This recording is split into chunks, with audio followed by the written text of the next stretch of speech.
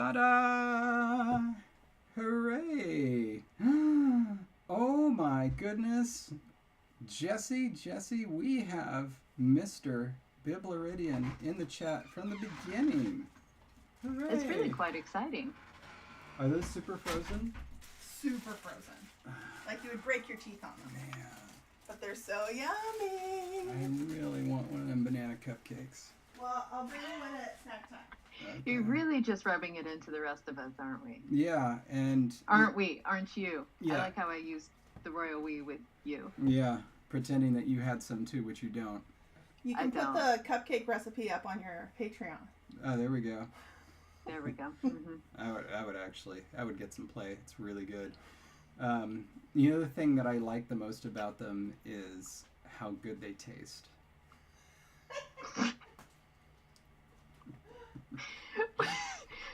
I would love to hear what other feature you would like most about a cupcake beyond taste. Well, I mein, there's, mouthfeel. How do you say that? What's the word? What's the word for mouth? Is it Sprache? Deine Sprache? Or no, it would be Deine Sprache. Are you talking about in German? Yeah, I don't know. Because I was gonna say, blink a few. Is it you? Dein Großsprache? I'm trying to think of what word would be used there.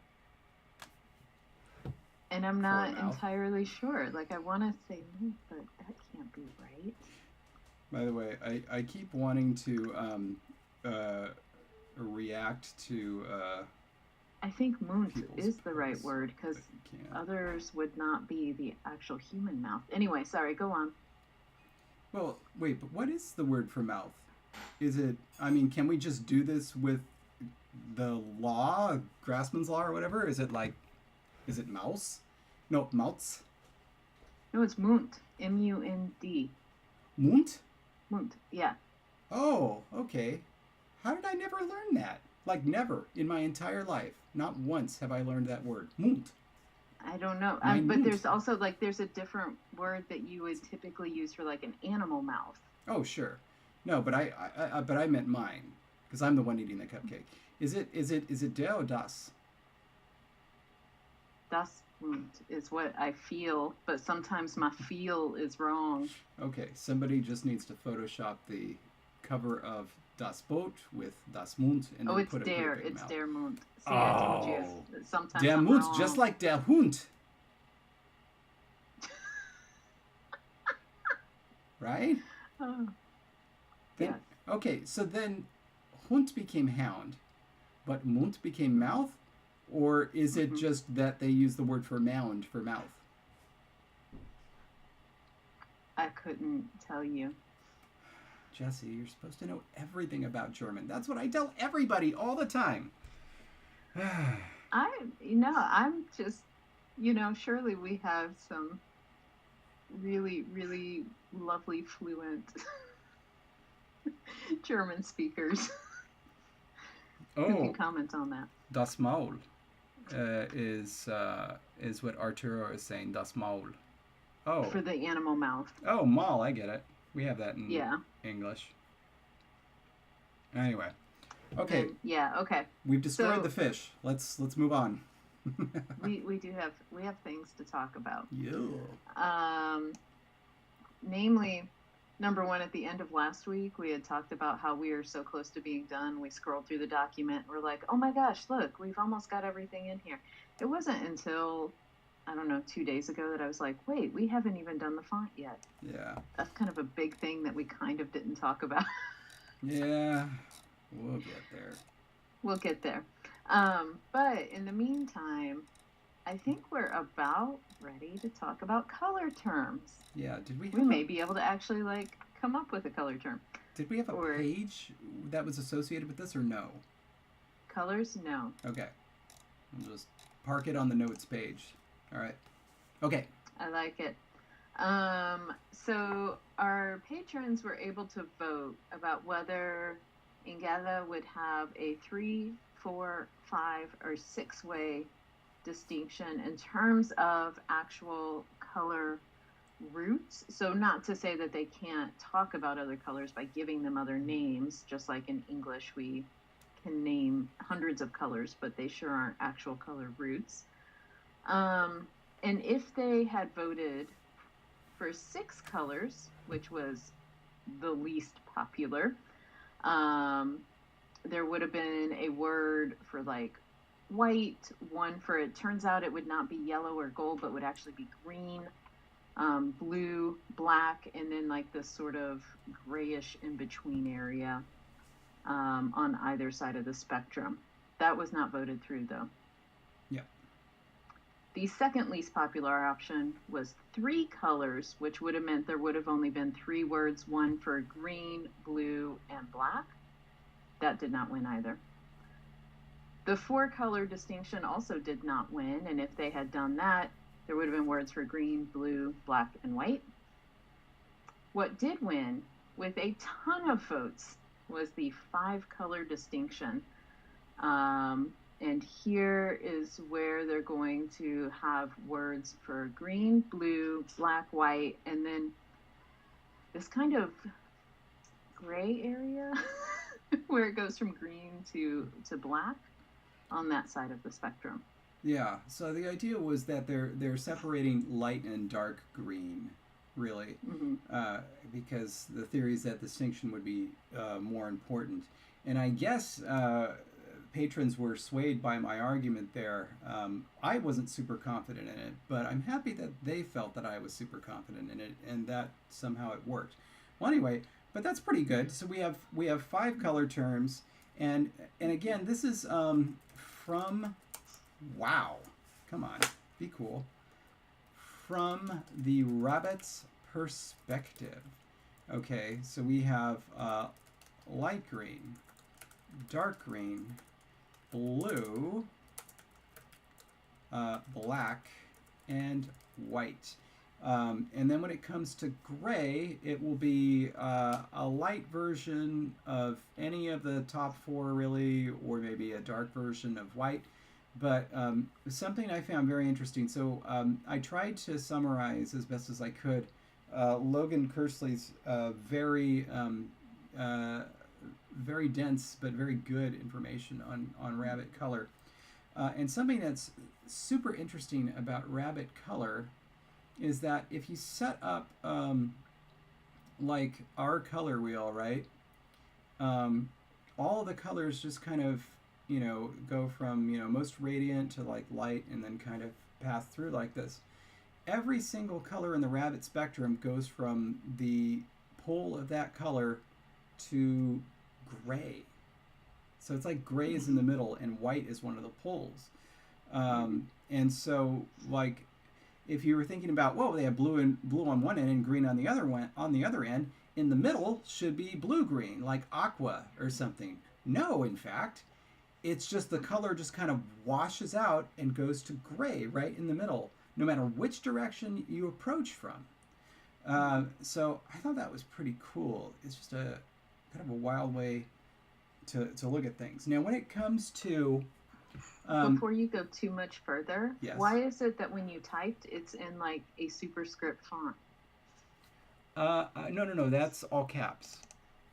But it's super tiny. Look at the size of it, and it says it's size 12, but it's super tiny.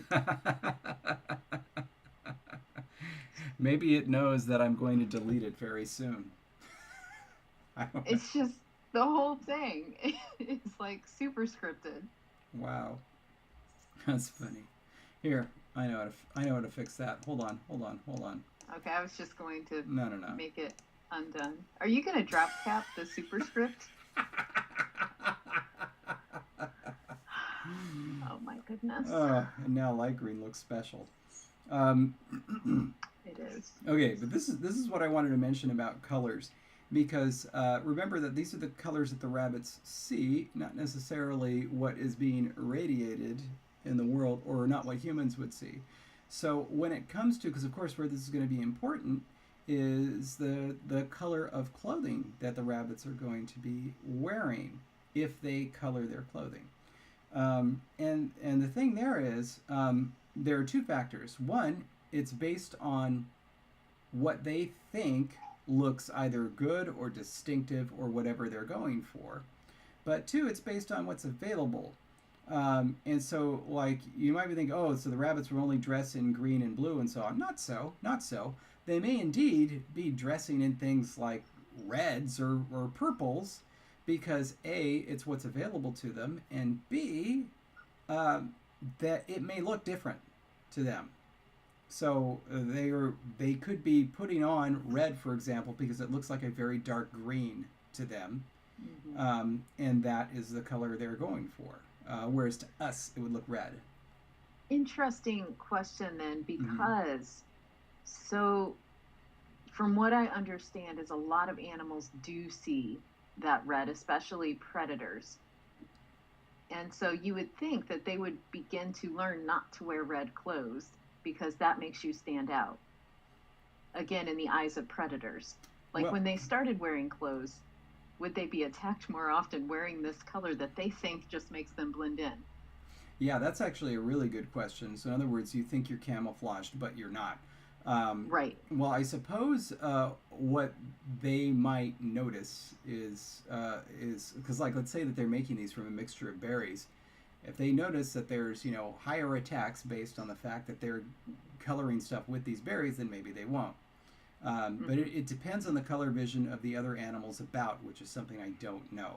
Because, of course, we're going to need to do this every single time. with every to figure out what they see. Yeah.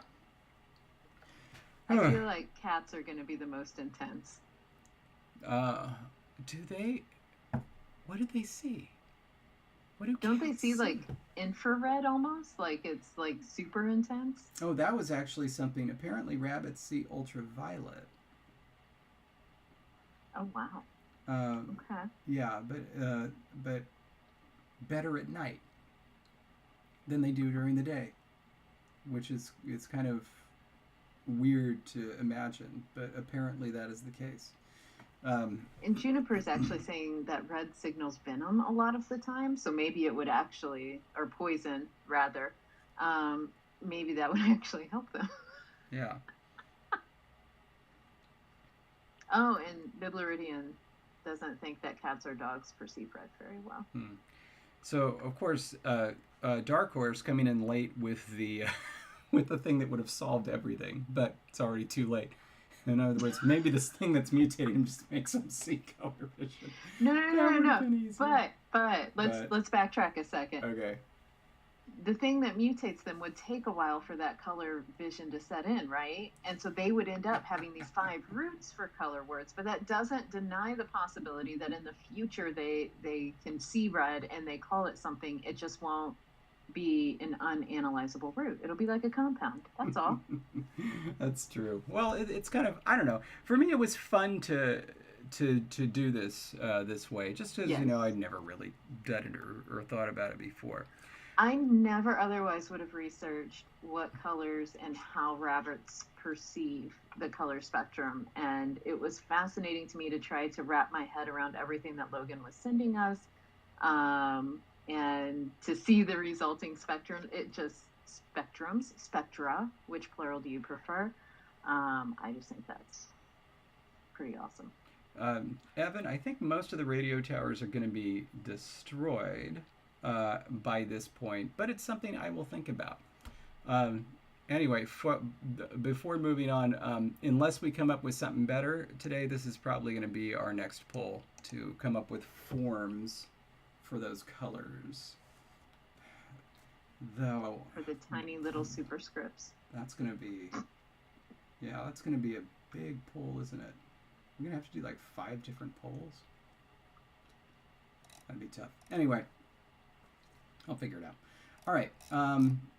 Okay, so where are we now? What are we next? What are we doing? Oh, that is a wonderful, wonderful question. We have some notes up here that we could take care of. But really, last time we had wrapped up work on the question words. We had briefly talked again about numbers. We had come back to it because we were toying with the idea of doing some sort of poll with numbers, and then we decided that would be a nightmare. Yeah. So we could come back to the numbers. And other than like potentially coming up with some other prepositions, doing some derivations, we had talked about potentially coming up today with like an augmentative and a diminutive form. Well, let's run down to the grammar and see where we have blanks. Oh, and we also adverbs and adjectives did have blanks. Well, not adjectives, right? Or did they?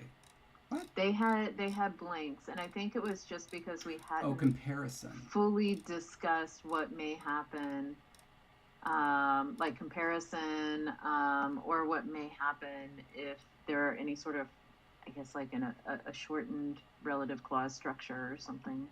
Okay, so I think that what we had decided quite a bit ago is that adjectives are not going to agree with anything, so that's fairly simple. But comparison is something that we can do today, so let's do that. That should be we also had coordination and subordination on our list. Yeah, coordination we can probably do today as well. All the nouns they modify. Many stative verbs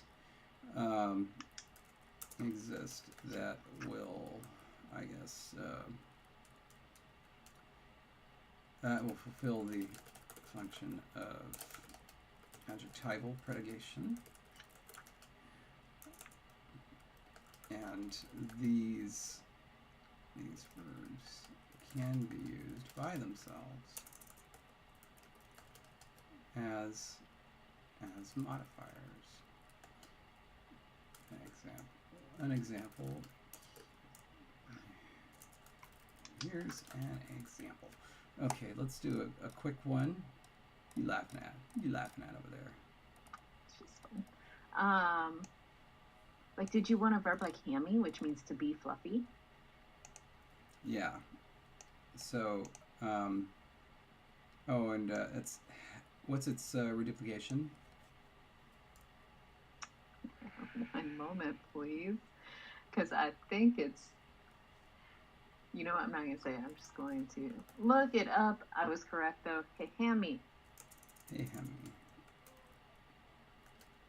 Hey, hammy, me. The rabbit is fluffy.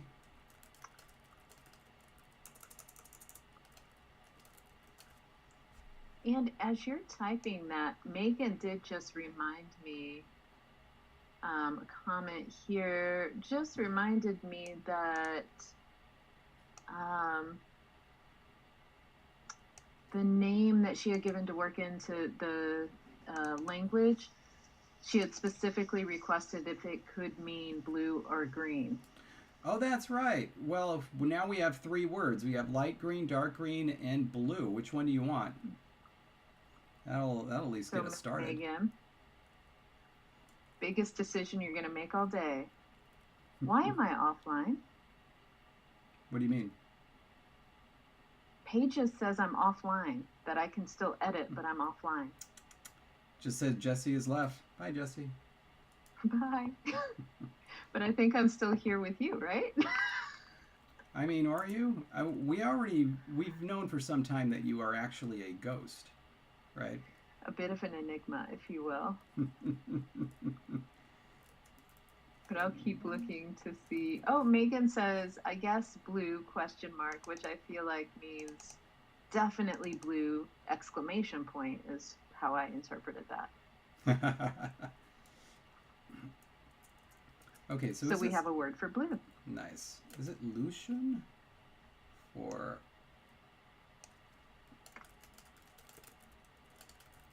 Oh, for the I version of Lucy? Yeah. I think it is. That, I believe, would be Lucian, but I am checking our chart. Yes. Yeah. It would be Shun. Got it. All right. Hey, Hemi, me, the rabbit is fluffy. Lucian, the eye, may. I saw the fluffy rabbit.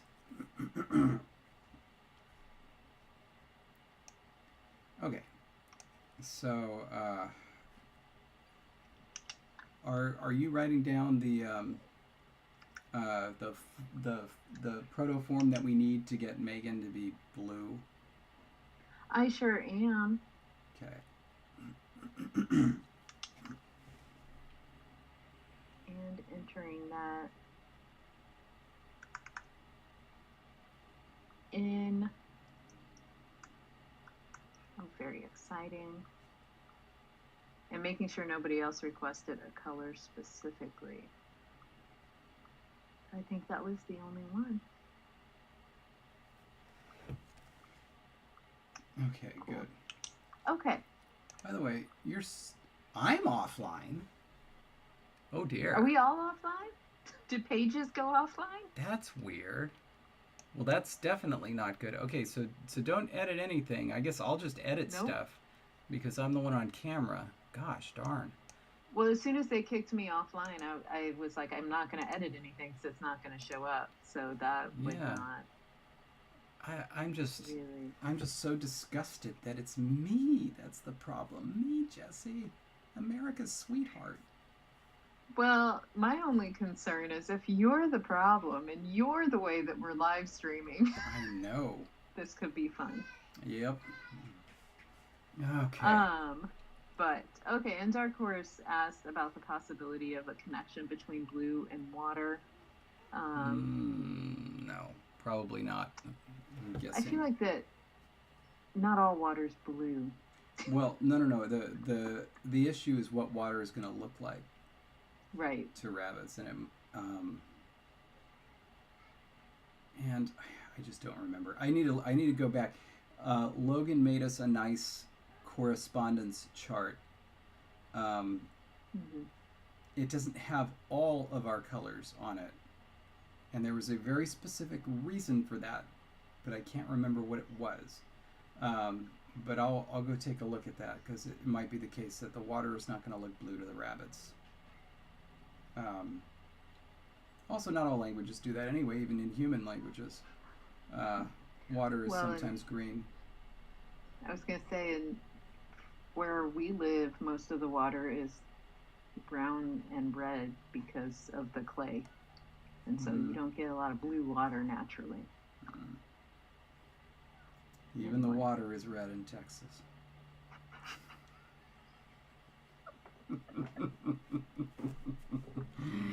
But maybe not in November. Yeah. Anyway.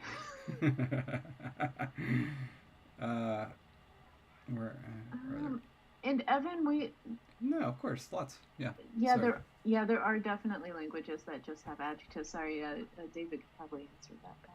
Yeah, but no. When you said here, some languages are noun-like and verb-like adjectives, but are there any languages where adjectives are their own thing? Is that just a construct by English speakers? English speakers have noun-like adjectives. We just don't have agreement anymore, so you don't notice it. But there are lots of languages that side towards one way or the other. Hausa is a fun one. It has 12 adjectives. That's it. Very, very small closed class that appear to behave in some sort of either syntactic or morphological manner that you want to call them their own thing and not something else. And then for all other things that you might think of to use adjectives, they use different constructions. By the way, I appear to be back online. Me too. I was just going to say, I just saw the notification. Yeah. And usually when languages have a smaller number of adjectives, they're quite often very basic ones, which I would imagine would be the case in Hausa, like big, small, those kinds of words. I think they had 2 for big. Gosh, I don't know. The book is right over there, but no, I don't want to do that. It's tempting. Later. It's tempting. Okay. Actually, I can ask you for that information later. That would be a great thing to write about. Yeah. Okay, so the rabbit is fluffy-ing. For the rabbit is fluffy. And then I saw the fluffy rabbit. We have I saw, which is lushun. And then, of course, linya is our preposition we need for that. Me, hemi. Does it? And at that point, we don't do anything to the verb because it's not the main verb. it's a secondary verb, right? That hemi, and so it's not, you don't Right, that was inflect or do anything else, right? that was the idea. I decided to make it kind of a defective verb, whereas if it were a full relative clause, by the way, I'm offline again. I think it's me. I'm sorry. I am too, and in fact, at this point, they gave me a sorry, something went wrong. You should either save a copy or close the document. But I'm not going to type anything, so I'm just going to leave it open. Modifiers.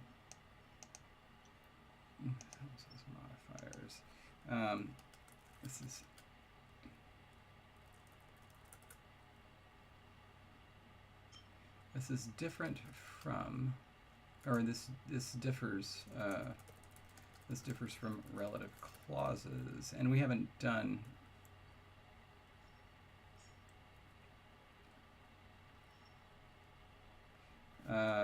This is what I'm going to do. Because a relative clause would be, I saw the rabbit who is fluffy, and at that point there would be verb agreement. Yes, and we're also going to insert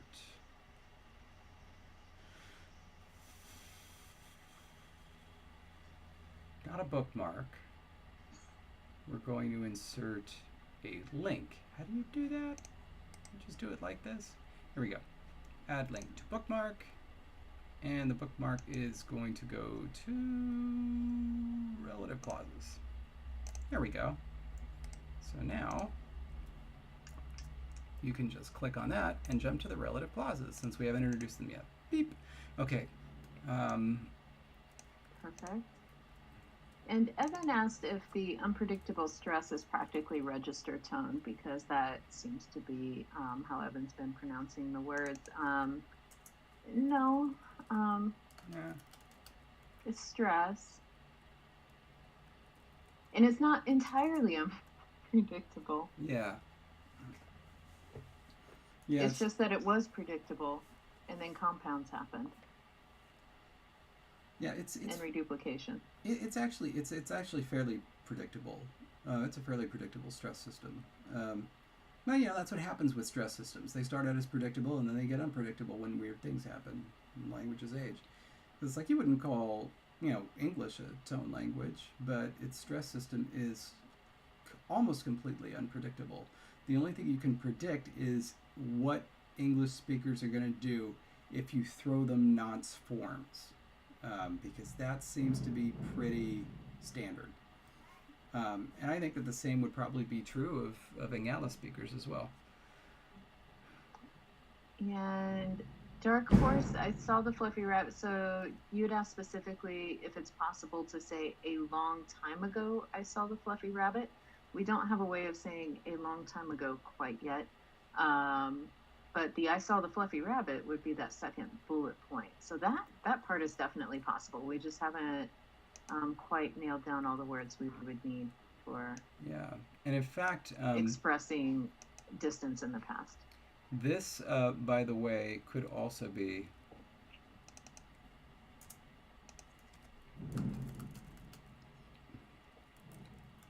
the rabbit who was fluffy.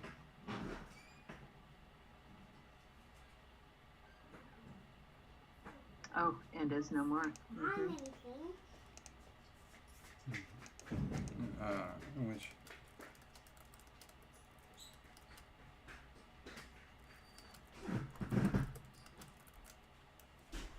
yeah, let me just make a little note about this so I know what I'm trying to illustrate there.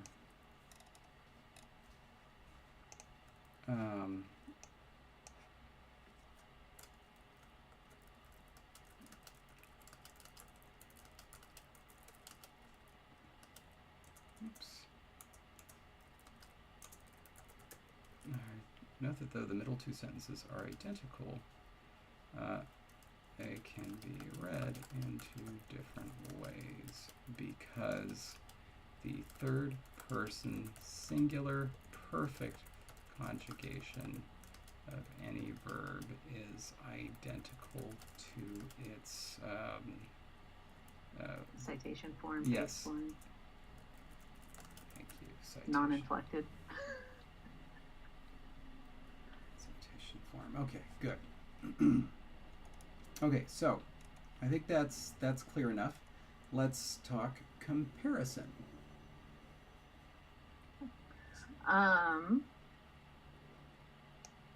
Great. Okay, so So if we want to say the rabbit is fluffier than the other rabbit, this is what we're discussing, right? the rabbit is fluffier than the rock. Do we have a word for rock yet? I know we have a word for stump. Yeah, let's do stump. Oh my, it's like, okay. I literally, it wouldn't let me scroll through the document unless, and so I had to close it. I'm going to see if I can open it. Otherwise, I may need you to search. Yeah. I wish I could just tell this to... Oh, look at that. It's back. Pages is back online. Okay. Jesse has Oh, joined. look, you've joined. Yes. All right. So maybe we're able to keep working for a quick second. Okay, so I was going to grab the word for stump, which is a mainu. Okay, the rabbit is, I guess, the fluffiest. We do not have rock, by the way. I Okay. did just look that up. I usually do that one because I figure every language has a word for rock. At least one. Eventually we shall. So I'm just writing Mainu in there so we remember it. Okay, so rabbit is fluffier than stump. The rabbit is the fluffiest. And then what we want to say is also, just as modifiers, I saw the fluffier rabbit, and I saw the fluffiest rabbit. So we want to be able to say those things if we want to be able to say those things. Right. Sorry, the comments are still on color, and for a large part, I've just been letting people talk because I don't know enough about color to add to the conversation.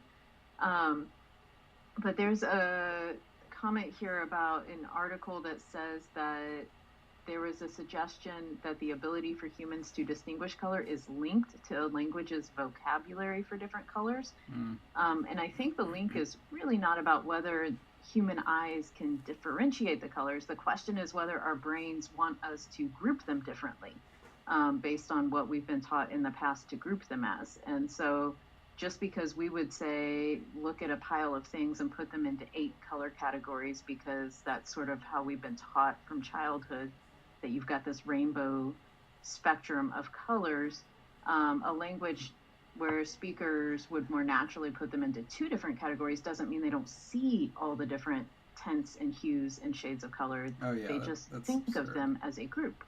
Yeah, and so I think that that's a difficult thing to speak about without going potentially too far into like a Sapir-Whorfian kind of thing. Yeah, it's really easy to demonstrate too. You have languages where colors are simply not distinguished at the lexical level, but you just set up a pattern, right? And it's super, super easy. I mean, super easy. I mean, we don't really distinguish at a lexical level between dark pink and light pink, but if you tell somebody, hey, why don't you arrange these until it goes dark pink, light pink, dark pink, light pink, super easy. Super easy. Yeah. And yet if I saw a bunch of chips, all different shades of pink and some of blue, I'm going to separate them into 2 different stacks, not light pink, dark pink, and blue. Like I wouldn't separate the pinks out unless you specifically told me. Yeah. Something like that. But it's like, you know, you could if you wanted to. It's I don't go in for that. So yeah. Mateus, though, I do want to call attention here.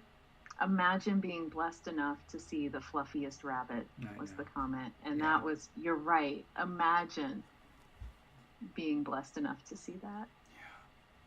Yeah. Gosh, by the way, there was somebody on Reddit that shared a post asking about, like, is this about how big you thought the rabbits were being? The giant rabbit. The giant rabbit. Did you see that? Yes. and there was a human holding the giant rabbit. Now that is one lucky human. Yes, Wow. I mean, I agree. You could. There was so much belly to rub. Oh, So much rabbit to love. yeah. That was a Okay. That was a darn good rabbit. Giant. Now, Hmm. looking at comparative forms, how are we going to do this? Yeah. So my thought was, I don't think Pages is back again. I don't think it makes sense to have some sort of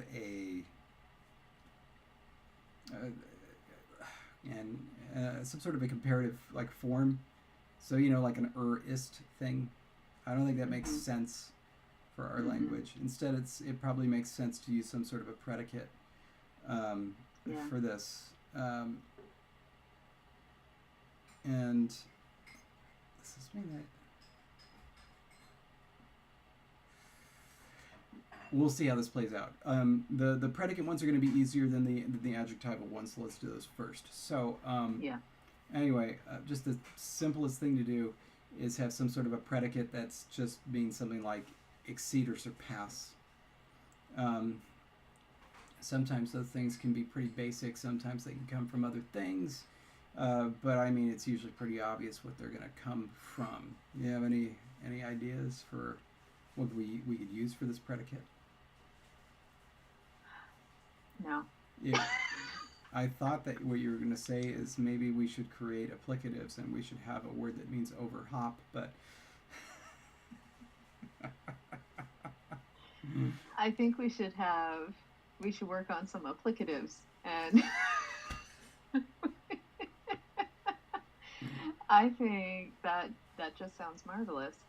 It sounds very cute, but then that brings up the whole, can of worms about applicatives, which we put aside earlier. Because I love applicatives, but I didn't necessarily want to go all in on applicatives on this one. But overhop. And in poetry, overhop. Oh, isn't that so cute? That we might overhop our baser natures. Our 19th century rabbit poets. So doing so would be something like the rabbit is fluffy and overhops the stump? No, it would be it could be. It could be. That is one way to do it. So there are a couple ways to do it. Let's write them down. So yes, this is kind of like a coordinate serial verb construction, what you're talking about, and it would be like the rabbit is fluffy and maybe the rabbit over hops stump.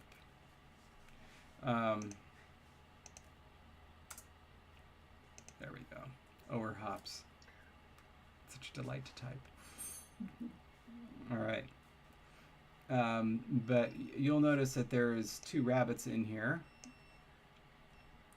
Also, if we were to talk about how this would work, this is why I didn't want to bring applicatives into the mix, because we have the ergativity. So, hop takes one argument, right? And that is the hopper, which gets the absolutive case. If we had something like overhop, it would have the hopper, which would take some case, and then it would have the overhopped, which would take another case. Now, if you were to follow the logic of an applicative, what that would mean is that the something that would be expressed with a prepositional phrase that's way out there moves up moves up one.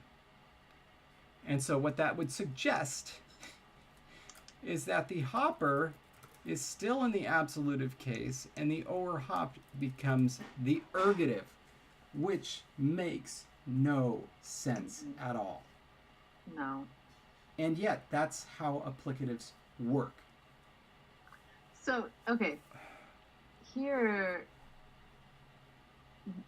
really, we could word it if we did some sort of paratactic construction. Something like the rabbit is fluffy and the stump is overhopped, where it's like, essentially it would be overhop and then the stump in absolutive. We wouldn't need to say the ergative argument because it would be clear in the way it's set up that the rabbit is the one overhopping the stump. Okay, and so in that case, hopper is absolutive. And then overhopped, the overhopped becomes absolutive, and the hopper would be shunted off to the ergative, which would make this more like a causative, right? Because think about it like for black, blacken. Let's say is black was a predicate in English. Mm-hmm. Is black, the person that is black is the subject. And then when you make that into a causative, to blacken something, the thing that is black is the object. And the subject becomes the one who's doing the blackening. Who's doing it. Mm-hmm. Yeah. Mike says, go for physical combat as a conceptual metaphor for comparison. The rabbit is fluffy and the stump is beaten. It's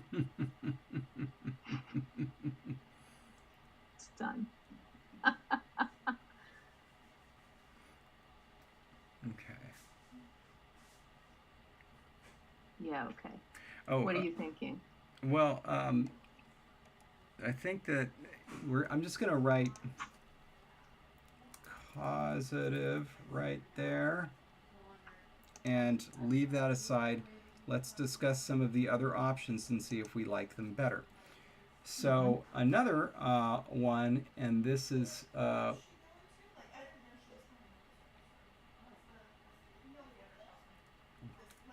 we'll call this the prepositional.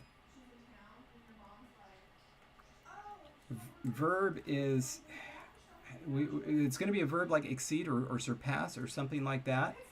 And I don't know exactly how the syntax of that is going to work, but it's going to be exceed, and somewhere in here is going to be rabbit and stump, and then there's a preposition by fluffiness. So you see what's going on here is that however this is going to work, it's suggesting that the rabbit is moving past or above or beyond the stump, and you're saying how is it moving beyond it? You're saying it's moving beyond it by or with respect to fluffiness. So not necessarily. We wouldn't want necessarily instrumental there because that may give the wrong reading. So it's not using the fluffiness to exceed the stump. It just is. I mean, well, because it's also ablative, it could work. I wasn't going to try to argue for what preposition should be yet. I was just going to say this is how it would work. I already like that one better. Okay. I do like overhop just because the English, but I like this construction better. Well, there is another. We have a couple of others. I'll just say we have a couple of others. There is one that actually Dark Horse suggested that would work, and we're going to call that an adverbial. And this still uses overhop, so it would be overhop, and then rabbit stump somewhere, and then fluffily, right? I mean, that's a fun word to say. These two are essentially the same. It's just a matter of how they're implemented. And we haven't gotten to that yet because adverbs are down here somewhere, right? They are, further in the document, Yeah, and adverbs they at this point are blank. Adverbs are down there and we haven't discussed them. One option that we could possibly do is make adjectives and adverbs the same, and it's just a matter of positioning. That might get confusing because we have adjectives, adverbs, and relative clauses all being the same in certain circumstances in form. So I don't know if that. I don't know if that would mind work. having a preposition phrase being the same interpretation as an adverb. There's also given that. what we're doing. There's also that. But I don't like the overlap given how much we're asking out of these verbal adjective forms. We're already doing a lot with them. Yeah. Okay, well let's kind of fold that in here, and then what we're going to say is that let's seriously consider using some sort of a prepositional phrase as the way that we do manner adverbs. Okay. So then next, I want to be sure that I understand this right.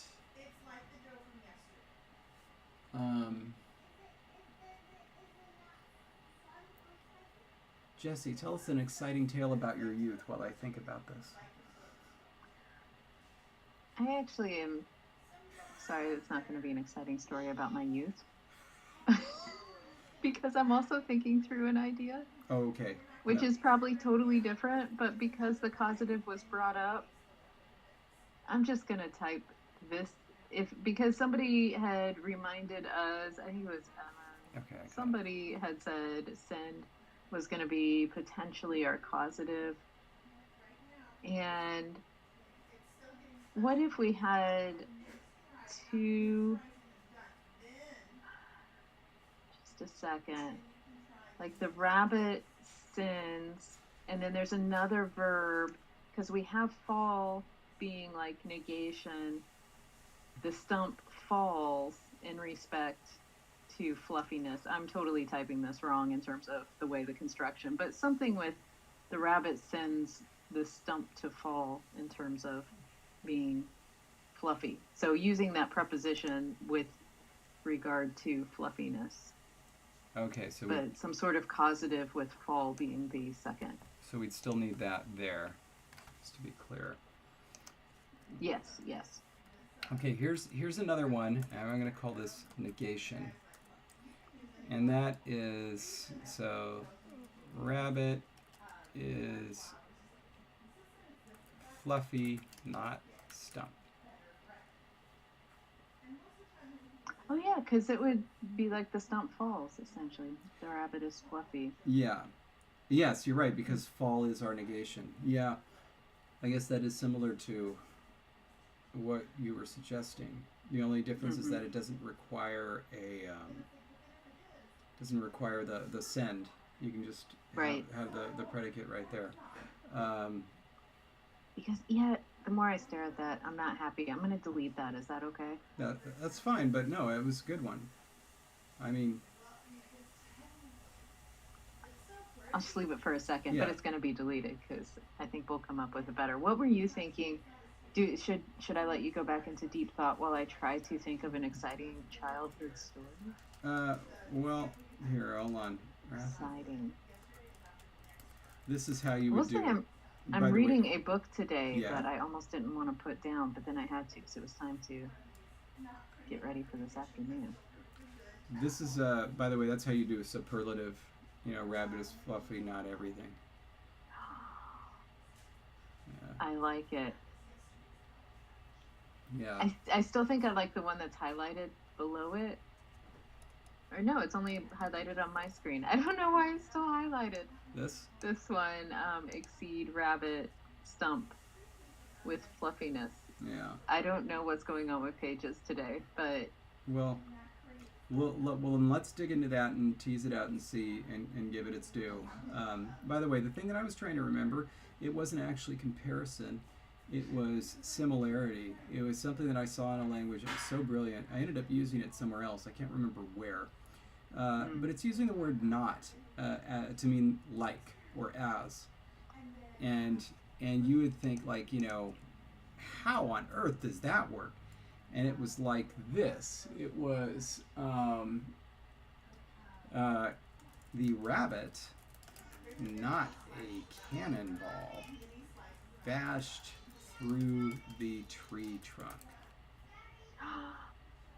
So, like a cannonball, but not to be confused between them. It was not a cannonball. It was Yeah. a rabbit. I Yeah. love it. So it's like you might think it was, but it wasn't. It was actually a rabbit. And so that's how you'd say the rabbit, bashed through the tree trunk like a cannonball. Can we use that in this language? Probably. Did we do non-predicate negation already? So I know we did predicate negation, but did we do... I thought we had a note for it. I don't think we ever actually did it. And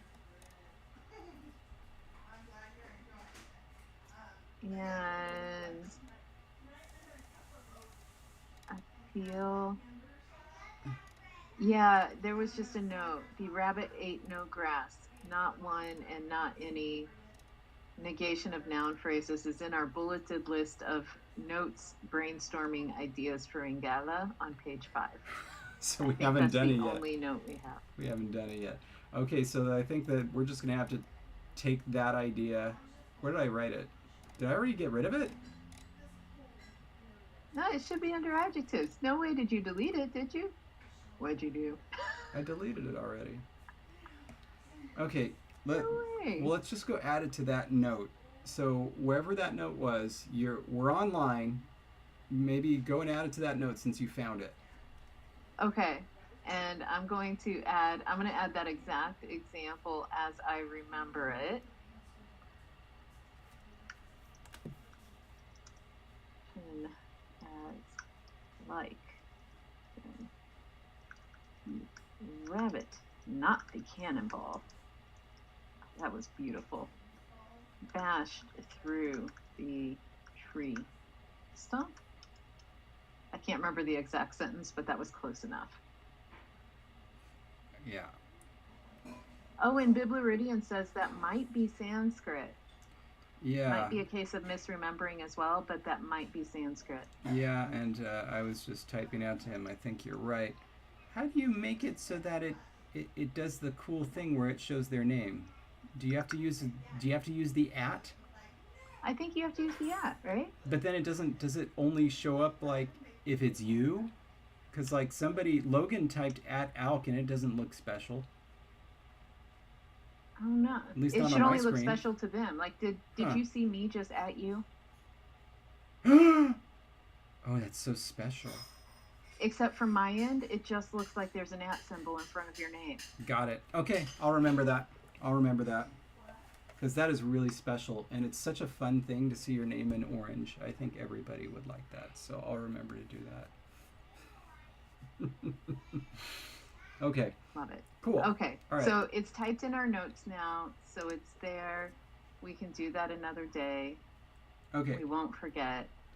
So there are 3 huge things. No, there are 4 huge things that need to be decided. Well, I guess this is like 3.5. This is kind of like a 1.5.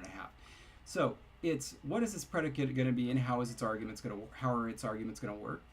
Then it's what's the preposition, and then third is dealing with the fact like are we just going to have 0 derived things like that. So let's start with the predicate.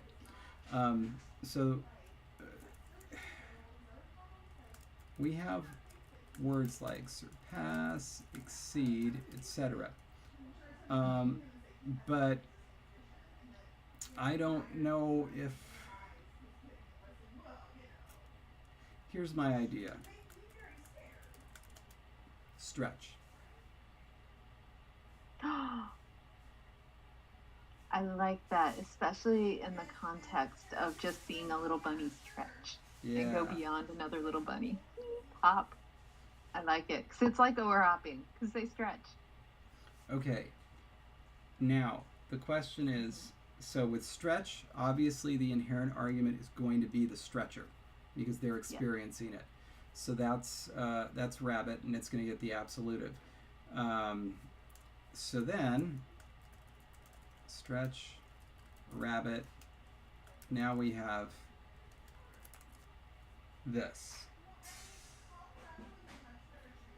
So I don't would actually, I feel, how do you feel about another required preposition there? Is that too much to do preposition, a dual preposition phrasal Oh, no, argument no. I mean, structure? no, that's what we have to do. The question is, what's that preposition going to be? It's not going to be ergative, so it's got to be something No. else. No.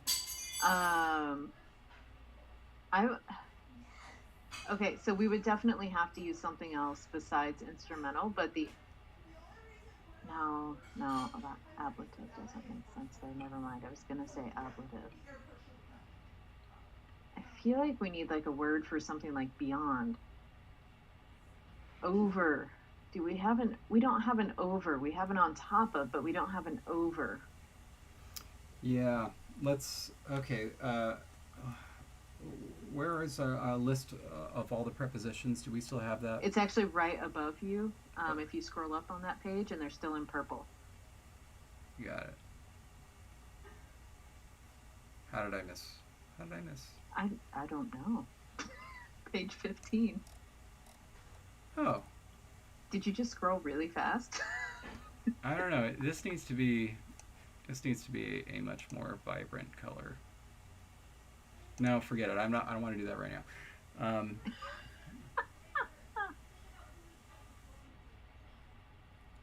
Let's see. Yeah, over equals after in terms of time. That's true. That would be an interesting move. It would be spatial to temporal to spatial. Again. I would. Oh my. Okay, let's see. So it stretches in sight of. That's 2, but that doesn't really make sense. It's more like 4. Face of, at, now. Into, what was this? What was shoe? That was. Inside. Yes, it's from Oos and Lucy. Mm-hmm. Right, it was loose shoes, and then we just got rid of the oos on the end, just simplified a little bit. Loose shoes. On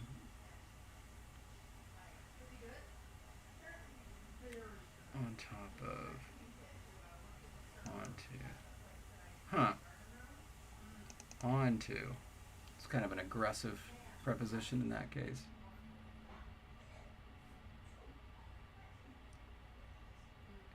Away from could work. That was my first response. But I also feel like it's my backup response if we don't come up with something better for over or beyond.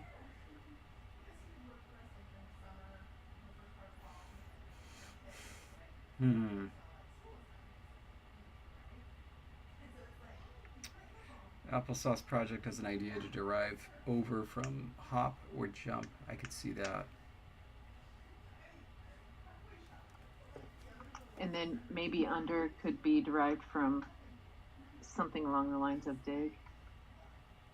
Yeah.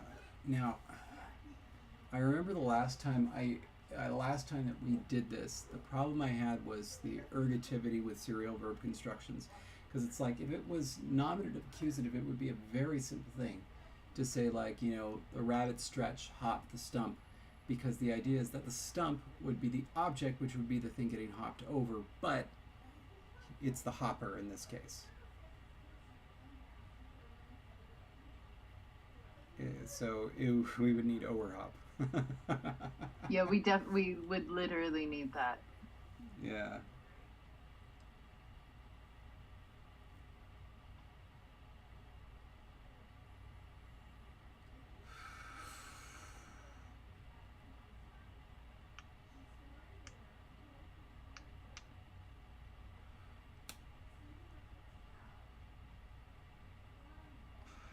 Hop to the back, walk to the back.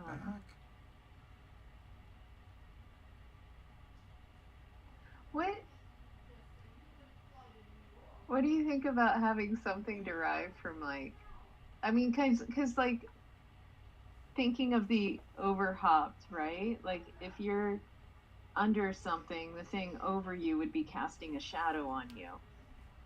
And so if you're shadowed, Oh, okay, wait. something's over you. Okay. That is really cool.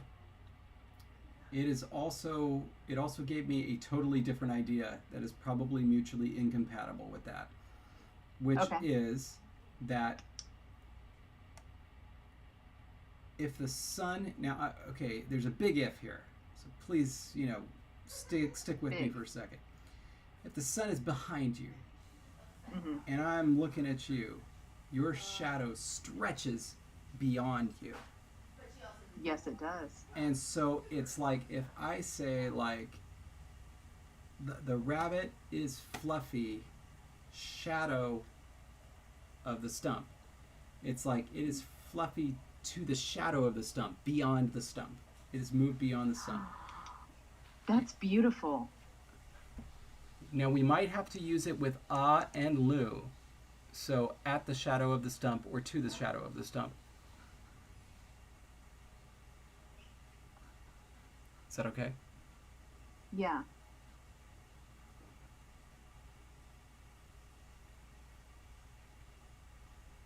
Trying to think which one would you lean toward, the or the lu? I feel like is the more basic, but I also think it depends on what our word for shadow is. Well, I mean, one means beyond, stationary, and the other means to beyond, or past. And so, oh, you mean for the comparative construction? It could be either, whichever one you like better, whichever one you like the sound of better. Would there be a possibly different reading for because it's stationary, right? And that would be a comparative form. So it's just fluffy to the point of the shadow of the stump. Whereas if you go beyond it, that means you're the fluffiest of all, because you're like exceeding all other shadows, and that would be lu. Is that just crazy?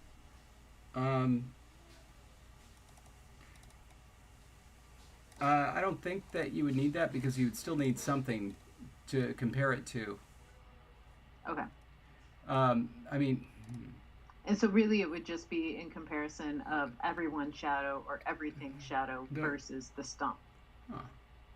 I mean, though, let's write that idea down. Hold on a sec, because I see what you're saying. In other words, like, if it's at, it's fluffier than this stump. If it's to, it's fluffier than all stumps specifically. Right. Right? Okay. Let's write that down. Somewhere here.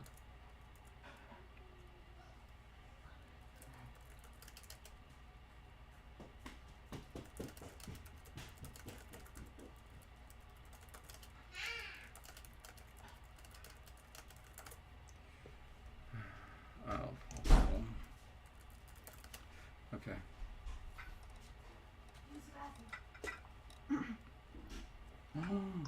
Oh my goodness.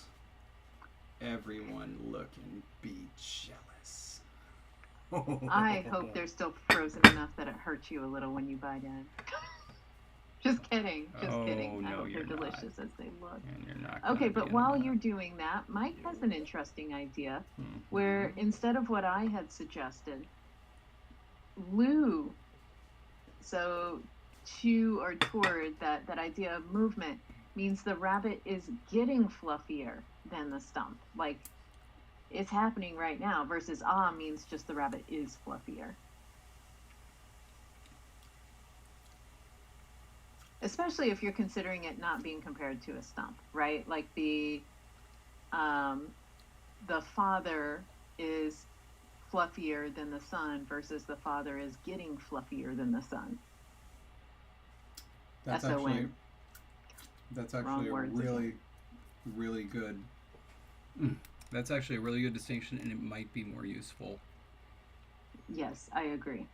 Okay. Excellent suggestion, Mike. Yeah. And Joey, I think minhe was the word for to hide. Yeah.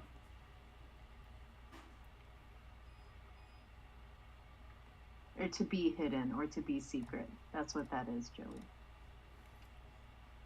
Okay, so I'm kind of leaning in this direction. This is simpler, certainly, but this is kind of neat. But even if we don't go with this, I think having this pair of prepositions is useful. So Yeah. I think we should do I actually, it. so this up here, the negation, I want to lean away from it now because I want to use it so badly for the simulative constructions, like a cannonball. Oh, in that case, it'd become the rabbit is fluffy like a stump. It's like that Audio Slave song. Yes. Yes. We both know. I'm what just we're smiling talking and about. nodding. You know that, right? We both know what we're talking about. Exactly. Okay. All right. I'm just gonna write like here. Okay. So then, all right. Let's proceed with this. So then, what we're gonna need is a word for shadow or shade. Mm-hmm. Specifically, we have some names that still need to be added. Cool. And it doesn't, I'm going to say this doesn't necessarily have to be a noun. It could just be the type of thing that it was so old it was at a time where there was no distinction. And so it could be a verb that means to shade. I'm not sure. I'm not sure what makes the most sense. Do you have a gut reaction? My gut reaction is unfortunately rooted in my English reaction. Because my immediate thing was noun, but shade in my head is more of a noun in English than it is a verb. Of course, you can shade something, but only because you're providing shade for that thing. I often think of designing women and the way they fan themselves sometimes. Okay, so we have, let's see, I'm going to find the page where you are. Again, I keep scrolling. I shouldn't do that. Are those cupcakes delicious? So good, you have no idea. I'm just going to, like, be jealous here. It makes them better, so your jealousy. We have Chulia. These are modern forms, by the way. I can provide the proto forms when needed. Lily, Nidza, Chali, and Kalima. Those words specifically don't have any preference provided for meaning, and they are all names that we do need to work into the language at some point. Well, I'm going to tell you this. Lily is straight out. We have too many L's in our prepositions. I know. As soon as I saw that, I was like, oh, we need to save that for something else. Now, this is interesting because does that voice? It doesn't voice, does it? The Chali? Yeah, it's not going to become Ajali, is it? No, like if we add Yeah. a preposition? Yeah, if we made this combined preposition.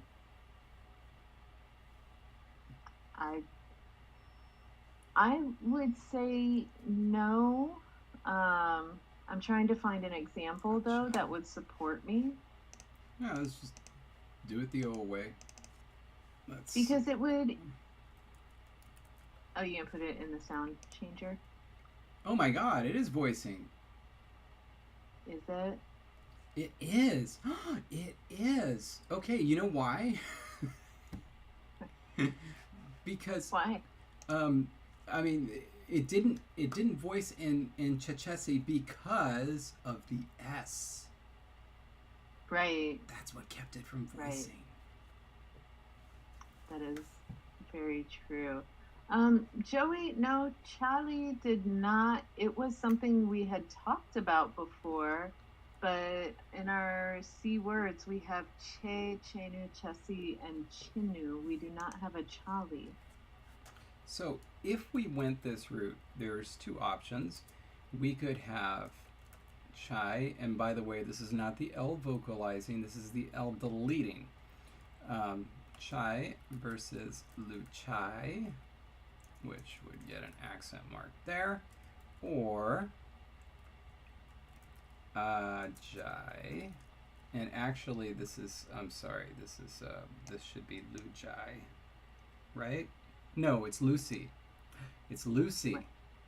With an S. Yes, and so it actually doesn't voice. Chai versus lu chai. Not gonna lie, I like it just because they sound so different. I kind of do too. And it gets the j in there. Yeah. I like it. Okay. Cool. Let's do it. And then I'm kind of agreeing with, I think, the majority of commenters that I think it should be a verb. So chali, or no, it is chali. I'm sorry, chali, not chali. Chali is going to become a verb that means like to shade, cast a shadow, or to cause a shadow to be cast. Oh.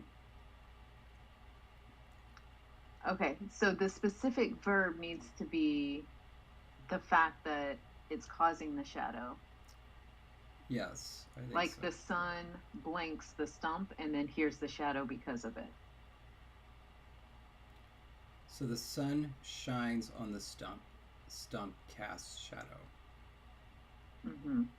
And but do we want this to be what do we want the main argument to be? No, I understand. But I think here's...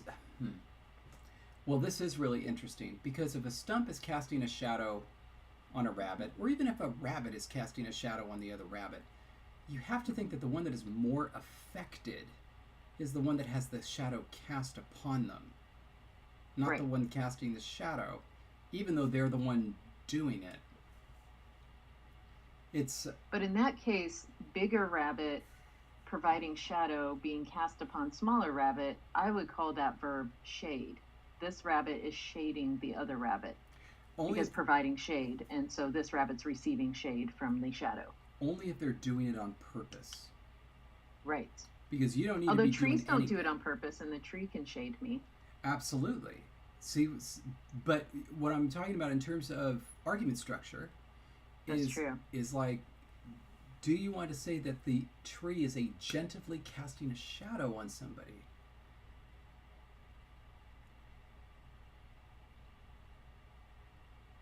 Probably not. Really, what if... How many arguments do we want? Do we want there to be two arguments, or do we want it to be a single argument verb? And you mean just an argument to be shaded? Yeah, like, is that... Yeah, like for Charlie, this verb, the concept, should it be a one argument or a two argument verb?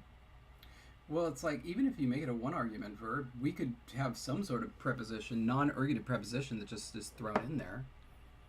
Okay. If we wanted to make it clear why this was happening. Would the rabbits see the thing causing the shadow, right? Mm-hmm. So this is a tree now. Go with it. Got it. Hand is a tree. Got it. Would they view that as blocking the light from the sun?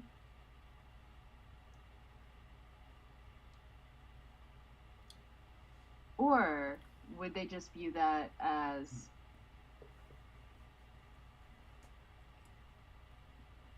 they see the shadow and they want to talk about the shadow itself, and who cares about the thing causing the shadow? This is really tough.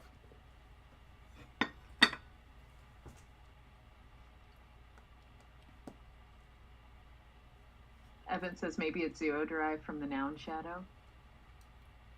Mike says maybe to be dark, shady, and then zero derives shadiness, shadow from it,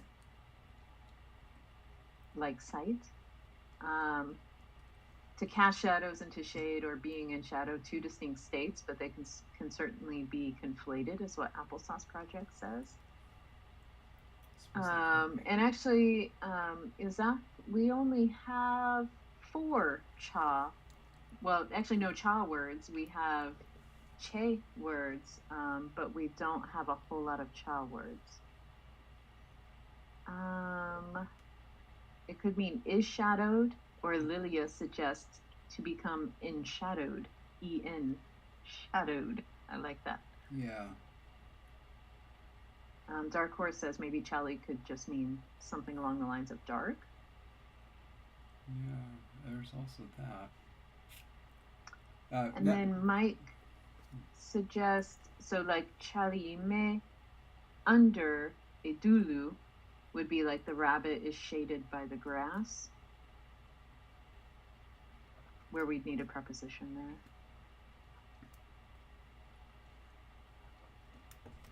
Has anything spurred? That sounds pretty good. There were 2 things that I like. I liked that. And then, of course, there's also the nice thing of saying it just means dark. But essentially what you're doing is you are passing the buck. You're just, you're moving this question down the line for later by doing that. Because we still need to have this concept. But I kind of like that is shaded. And it could be that this is the case where the noun still exists. So chali is still the noun for shadow, but there's also this verb chali that means to be enshadowed. So I think really the best way to put it. And using under as the basic preposition for that, I think makes sense, since the thing needs to be taller than you at some point to put you in a shadow. Mm-hmm. Or I guess not necessarily taller. The sun just needs to be at the right angle, and then it can be shorter, and you have to be far enough away. I don't know. Anyway.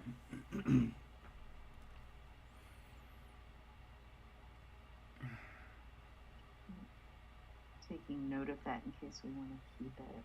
I think the rabbits are going to figure out pretty quick that things can be behind other things. That's kind of a cool idea, though.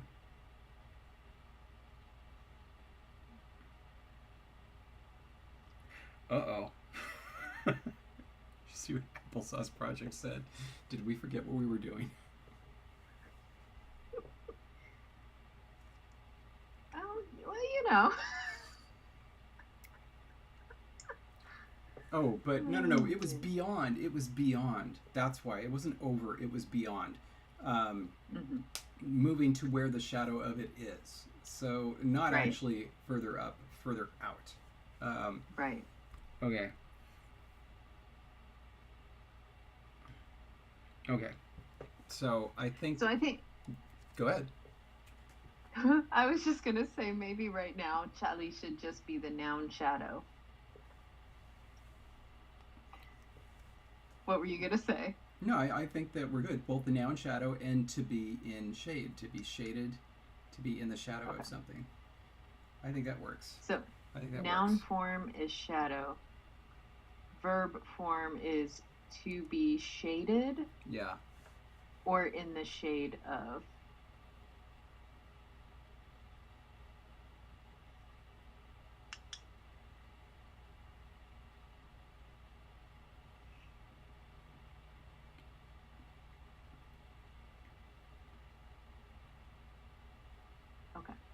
Okay. In Alkno, we don't have under yet. Oh, that will happen someday. Pretty quick, actually, since that's what we're going to need to get to. Okay, so this is now our prepositions for beyond. Let's go ahead and add them to this list, which, why is it even? So this is Luchai. I've been afraid to actually type anything with pages blinking in and out, and so I'm taking notes on what to update after the episode in terms of the dictionaries. beyond, and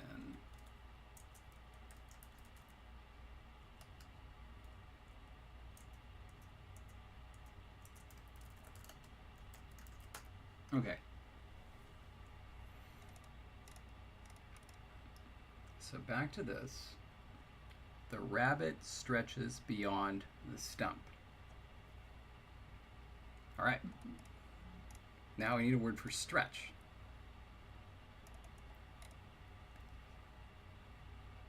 Okay. Well, we still have those other words. I kind of like Charlie Heige. has been taken care of, but we do still have those other words there on the list. I like Heige. I don't know. It just felt like stretching to me. You know? I feel like it too, because if I'm being stretched out, I might say, hey! Yeah, there you go. There you go. Yeah. So I imagine that's just H-A-I-K schwa, yeah? And I'm double checking. Yes, it is H-A-I-K schwa. Got it. And that will be stretch. All right, so then we got here is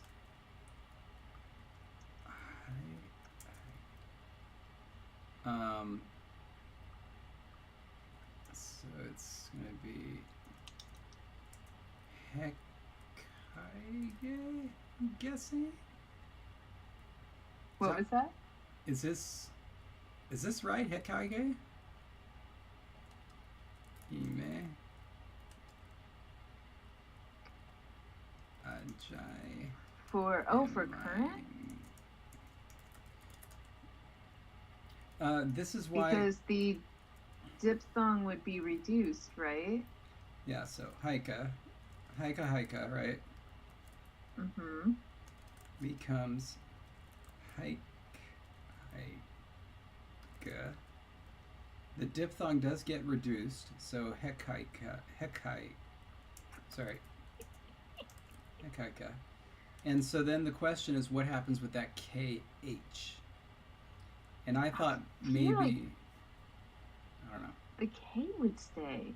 I think so too. And I don't And think no it would H, voice. right? Yeah, but I think that the H is going to block the voicing. Right. And so it becomes So it would not be Hekkaige. Hegaiga, but it would be Hekaiga. Yeah, Hekkaige. And when we did the AI simplifications, did we go to the A or did we stay with the A? What? I'm trying to find another verb where we would have had a diphthong. For some reason, I didn't You're think right. we went to the A, but I am probably totally wrong. No, you're absolutely right. And it was Kakaubi. There we go. Yeah, because we did not go with Kokaubi. Yeah. So it's Hakaige.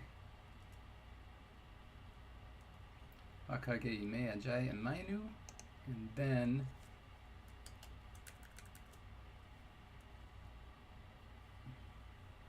And to be clear, this stretch, we're talking in the intransitive, correct? Like I stretched versus I stretched the rubber. Suddenly couldn't think of something I could stretch.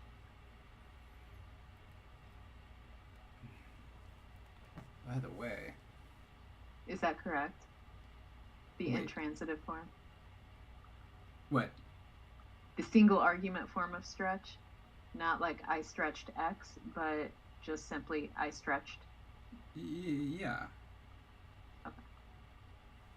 I got distracted by 4 different things at once. But we're good. Okay. All right, so next we need to talk about this preposition. So, the rabbit stretched beyond the stump.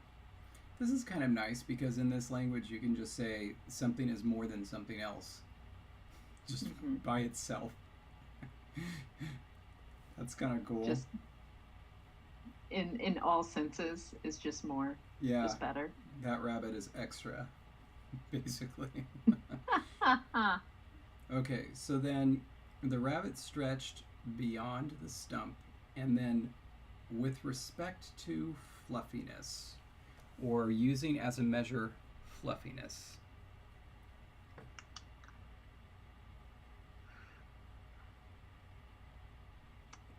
Yes.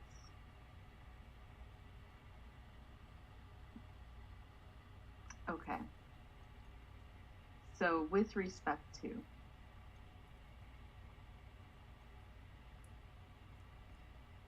What are you thinking? Are you eating again? Yes. So That's what's distracting you. You said 4 things distracting you, and I would like to point out he started with 4 mini cupcakes, and I think I now understand what 4 things were distracting him. Even though he had already eaten 2 of them, I think they were still This is the last right one. there. Yes. Okay. Oh, God. With respect to David.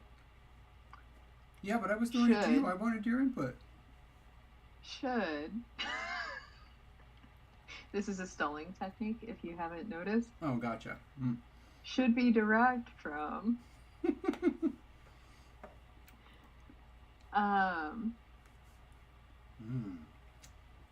I'm thinking like speaking of. Do we have some sort of like? Should we make a topic, a generic topic marker, like?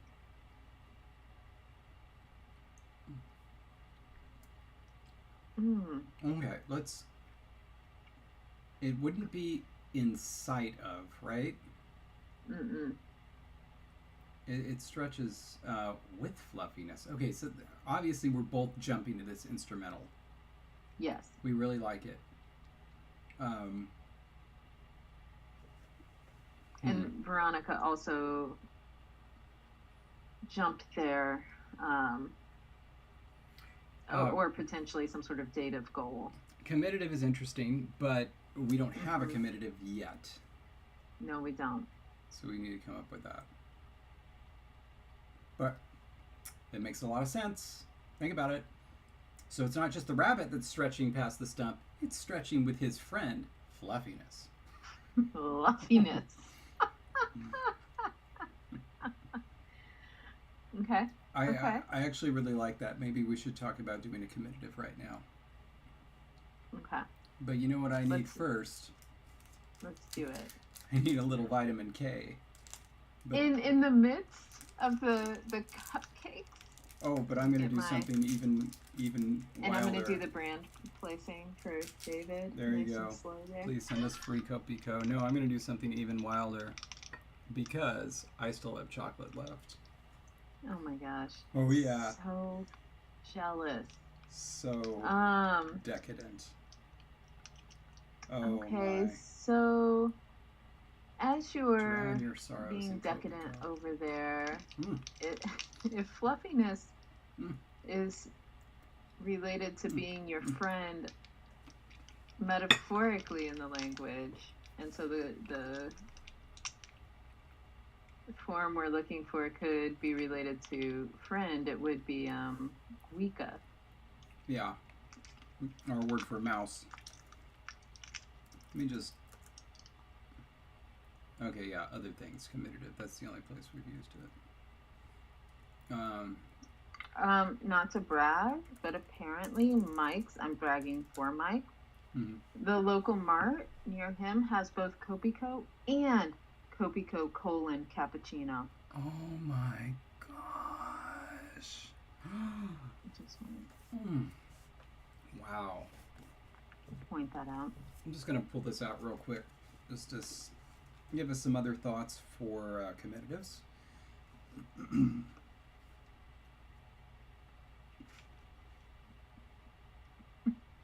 Evidently it doesn't use the word commit. Oh wait, there it is. So indeed, comrade or friend. Also follow, also take.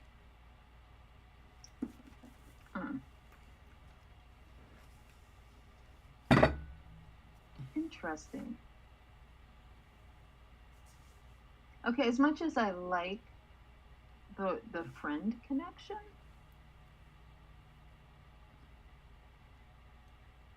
there's something about follow. Yeah. That I like. Yeah, that could work.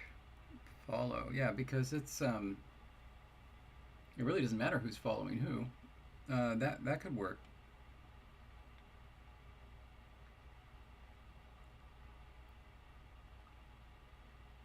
Yeah.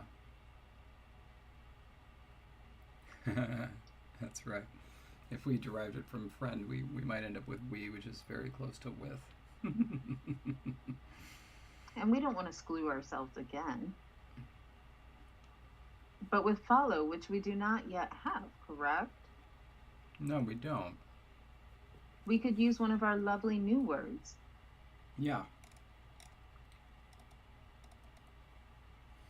We've already used Hyga, so I'm going to take that off the list because you've got that typed up Yes. above. And you know what? We have these words somewhere else, right? We can just delete these. Yeah, I just had them here, so that way. Yeah, so we're going to get rid of Lily because we're not going to use that. We've used Charlie. We should probably not use Chulia because Chulia, it starts not with for a this. cha. We'll use it another day, though. Another day. So that leaves us with two K words, and then this one, since it's coming from the stress, it's probably going to be net. Yeah. Like, so That's Nedza, fun. Nedza. No. Probably just nah, I think. That's so We only. this is probably not I going kind to of be. like. This is not going to be a good one for right now because it'll probably come out as Kai. And that does not really help us right now.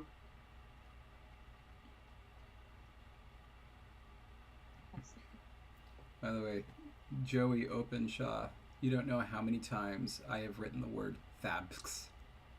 That is THABKS.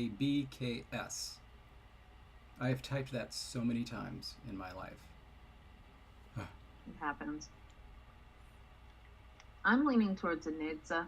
Yeah, me too. I like that. Even if for no other reason than we get like that in form, which the ne, not the in, which we already have. Yeah.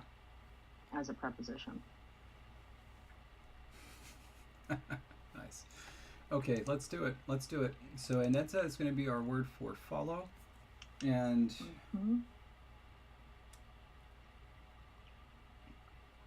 its original form had two prenasalized consonants.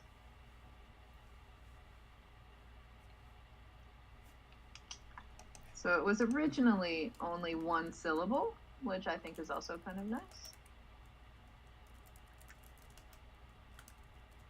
Oh wait, I need my IPA keyboard. Nope, I hit the wrong button. That's the original form from follow.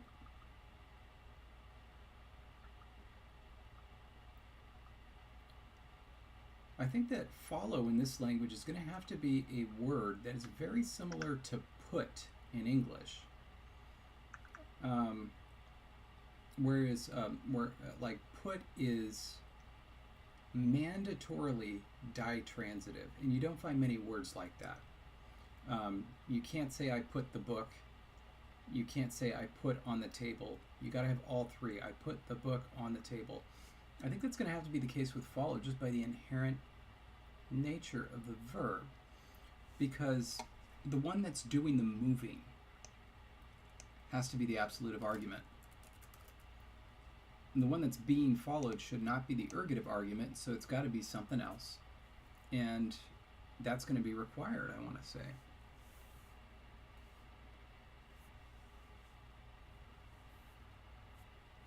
I agree.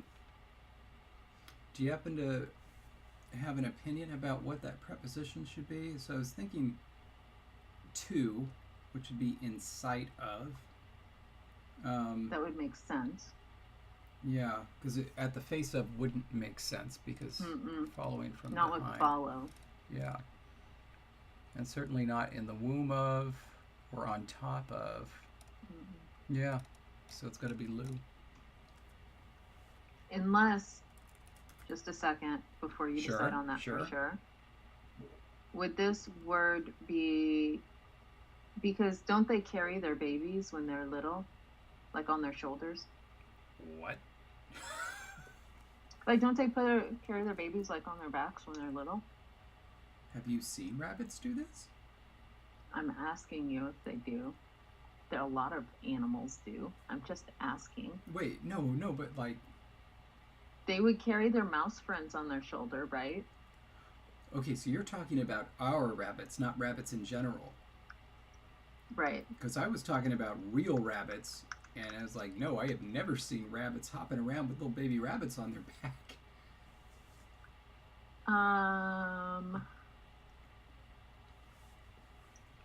Let's see.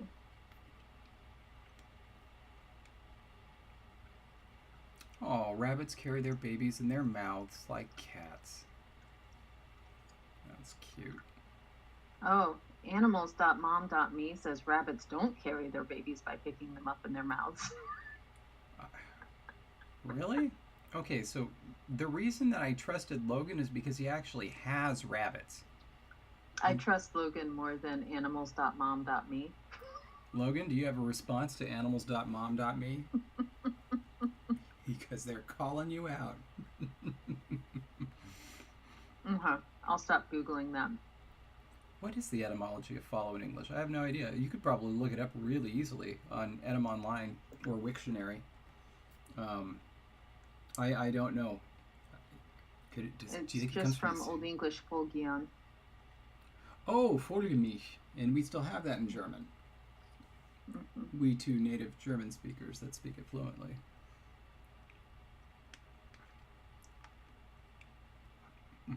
Okay, so forget my idea and stick with Woo. That makes more sense. I was just trying to say if follow could have been originally used like, oh, I'm following you around, like I'm on top of you as you jump around and do things. Nah. Veronica says, so if rabbits carry babies in their mouths, would baby take the mouthful plural? That would actually be a really interesting etymology, just because it would not be referring to the edibility, hopefully, although we've heard some horror stories about rabbits eating other rabbits, but about the fact that they carry them around. That would actually be kind of interesting. Yeah. Okay. So this is going to be our case frame for enenza, the full verb, and then our comitative preposition, which, I mean, it's not essive or lative. I guess we'll put it over here.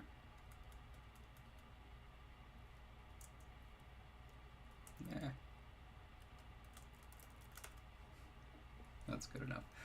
Okay. So, then, we're getting there.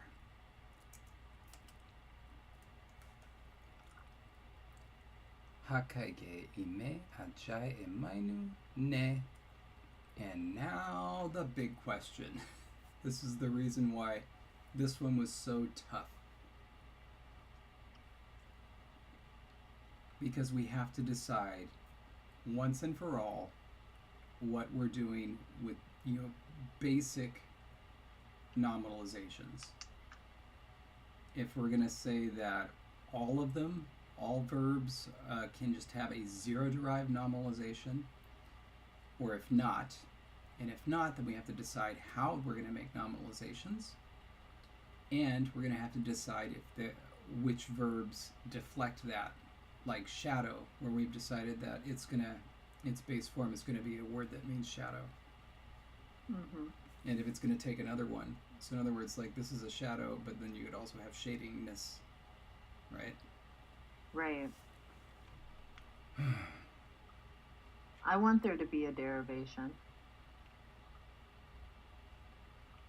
Mainly because I want there to be distinction between the zero derived forms and other forms. Okay.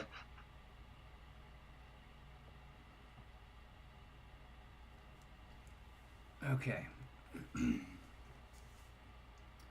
dark horse, I don't think we want mouthful to be the nominalization since it's already a plural form. It's also at the mouth of, that's where our ergative marker comes from.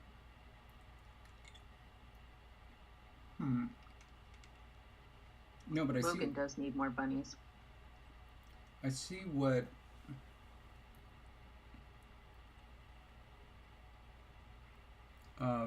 I don't know who suggested it, but I see what they're saying.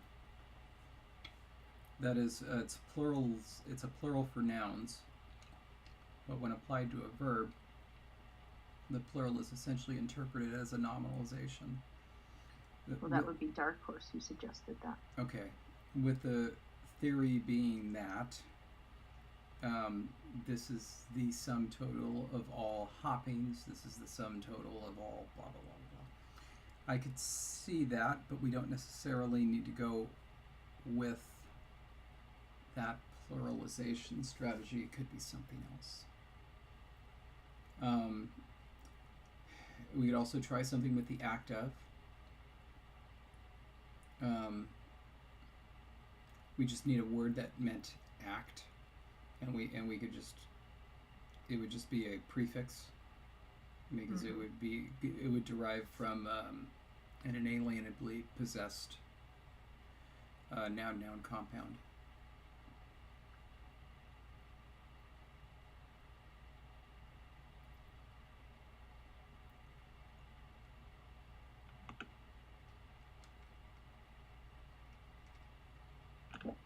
See, it's not just me that does it. It's not just me.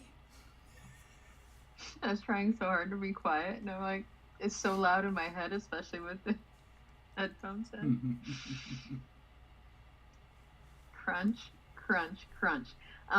So for people saying that we have already used zero-derived forms, so why not use them again? The reason that I wanted something different for this was that, for instance, to be fluffy in a zero-derived noun form, we could use that to refer to fluff as the noun, like fluff, versus fluffiness, which is the state of having the fluff, which I know is a very small distinction to make, but it's one that I think would come in handy later.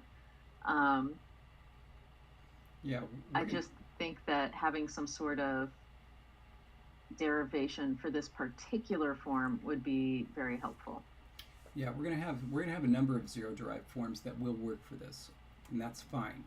The question is, did we want to have that work for literally every verb, or did we want something that was more specific? And I think I agree with Jesse. We need something that's more specific, and it raises possibilities that we can have a distinction later on between the zero-derived form and the non-zero-derived form. Mm-hmm.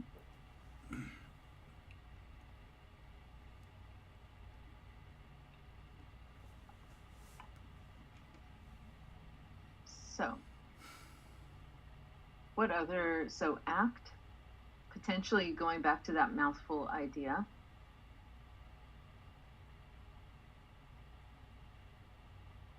Do you have any other ideas? I had the idea of paw print. And I like that.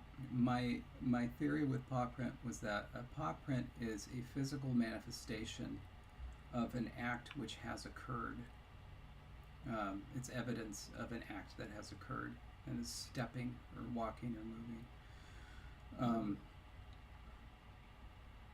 And so I'm not sure if that's going to completely carry it, but it's like, the paw print of eating, the paw print of, Essentially, it means mark. And didn't we already say that paw print could also mean mark? We might have.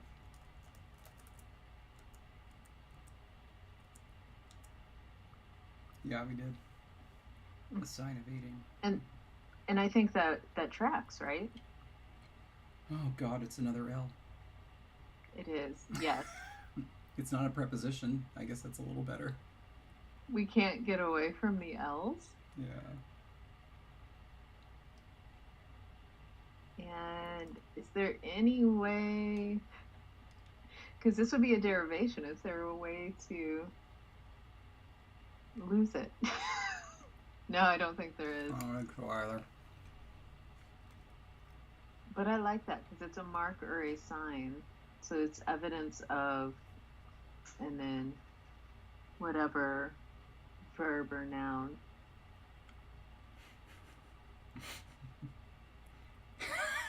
Oh God. Sorry, Al Cassane suggests we change the name of the language to Lingala. I mean, why not add a few more la's on there? How about la lingala? Le.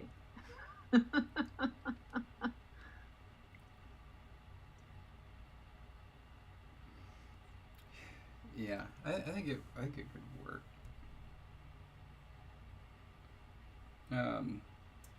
Mike is also suggesting shadow.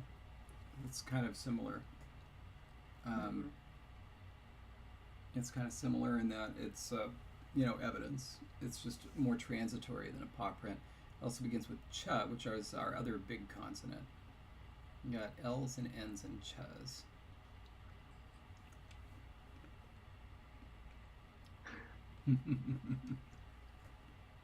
But I don't know. I'm kind of liking paw print. The question. I am too. The question is, how would it work? So let's get lessons again.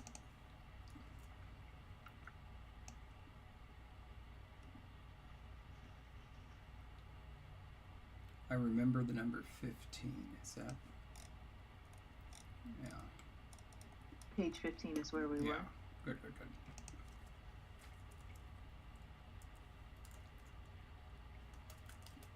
Okay, and then what's a nice verb that begins with a vowel? A nice verb? Or no, it doesn't have to be super nice. Just any verb that begins with a vowel. It's like, am I looking for something specific? Well, ahe is hop. And then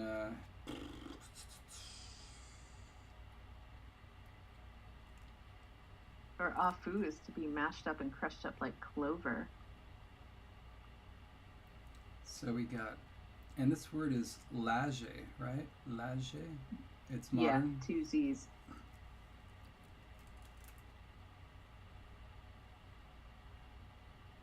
Do you need more verbs? What's its plural? Oh, the lage plural? Is it tolage? It is indeed tolage. It doesn't help. Okay, never mind.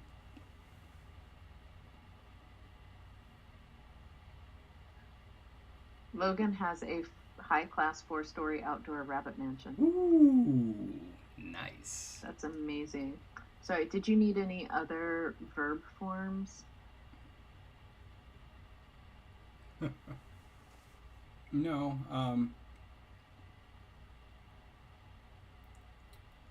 So I guess la mislen, la jogo, la johe, la jahe. Yeah. So I don't see any way to avoid a prefix that's this L-A-Z-H, with the ZH only appearing before vowels. Makes sense to me.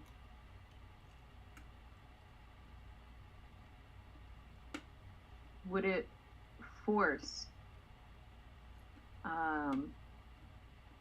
a voiceless consonant into a voiced version as a result of that voicing?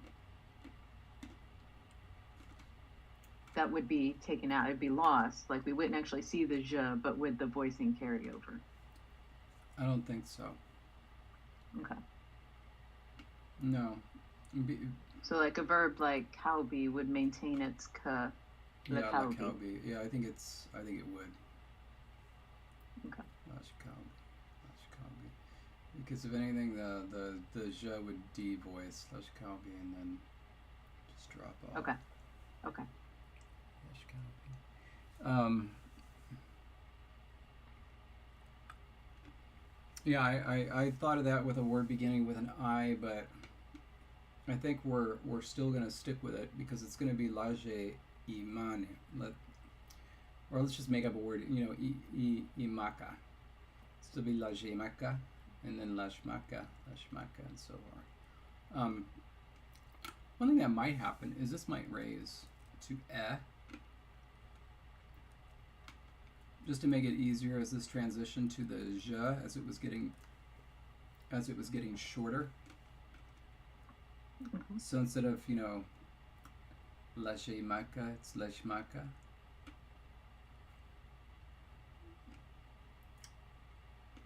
It would be a bit irregular, but I could see it happening, especially with this thing being geminate at one stage. No, wait, it's geminate now, isn't it? Laje. Mm-hmm. Yeah, lashmaka, lashmaka. Yeah, I think it's going to raise to that. Just a little bit. It'll make it easier.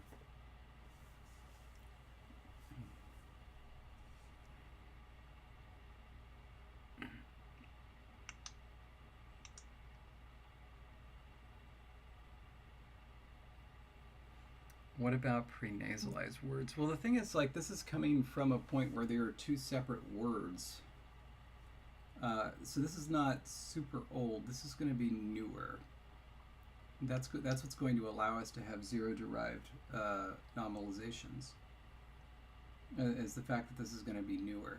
So I don't think it's going to matter a whole lot whether it comes before a word that begins with a prenasalized stop. It'll still have that vowel in there. Yeah.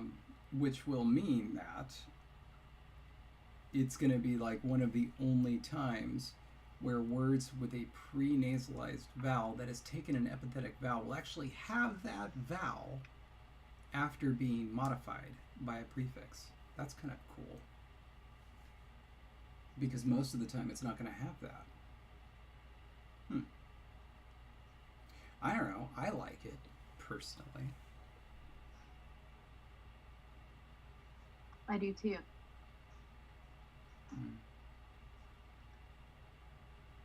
I was highlighting all the things I needed to make sure I remembered to add to the dictionary later. Let's see.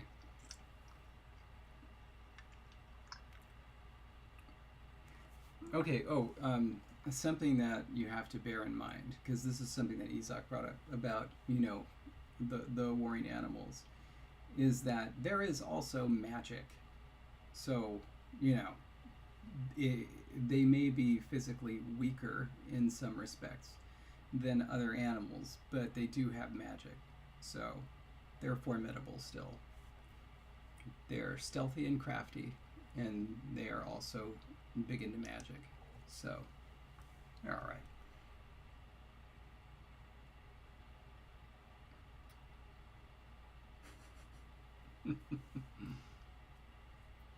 Okay, so then,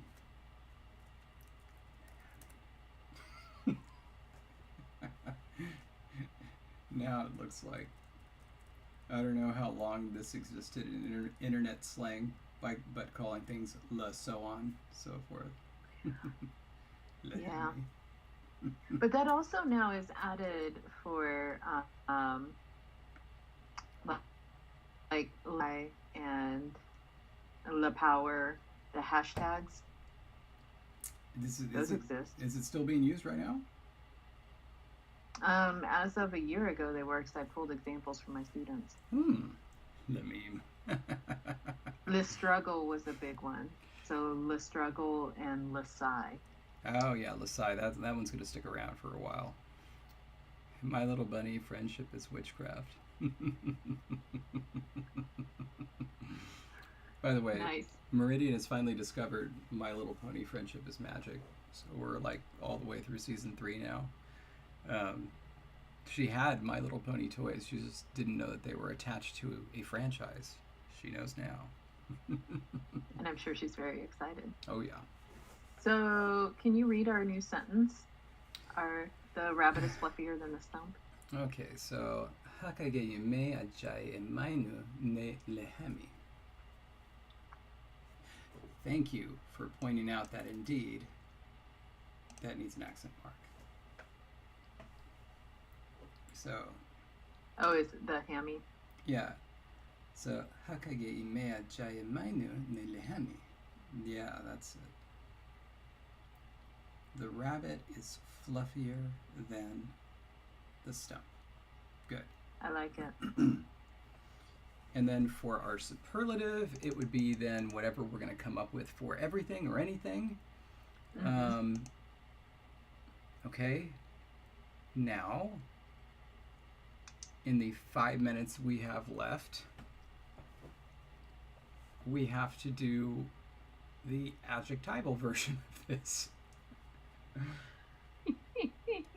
All right, I mean, we should start. Where is it even? Where did we put this? Oh, there it is, comparison. I was going to say it's actually just Right. right under. Okay. Well, it uses a comparative predicate to form comparative and superlative constructions.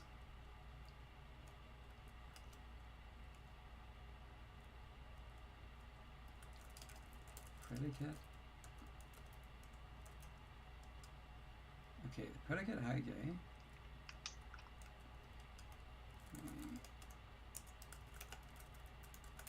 Wow. You know, it's not my keyboard right now that's being slow. It's actually pages.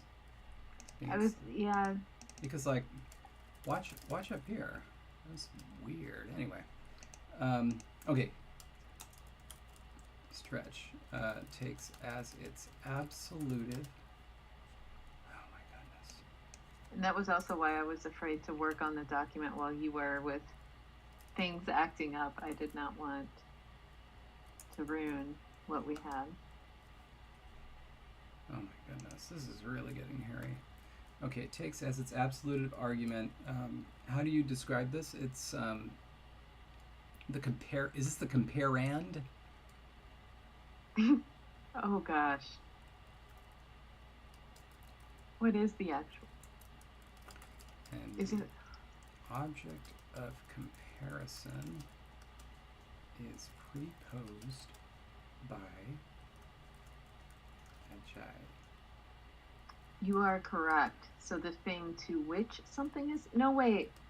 The thing to which it's compared, though, is the stump, right? Yes. The So standard. the stump would be the comparand. Okay, what's the other one? You're gonna love that I call it the comparee.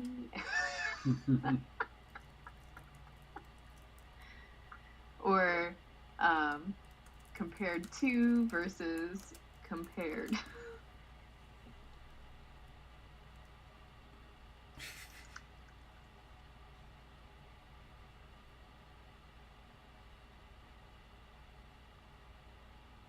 what's the other half? Everything is just like the thing to which it's compared. I can't find the other half to the comparand.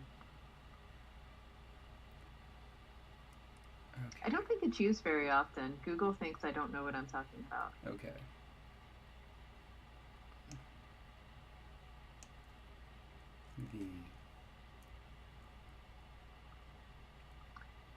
Oh no.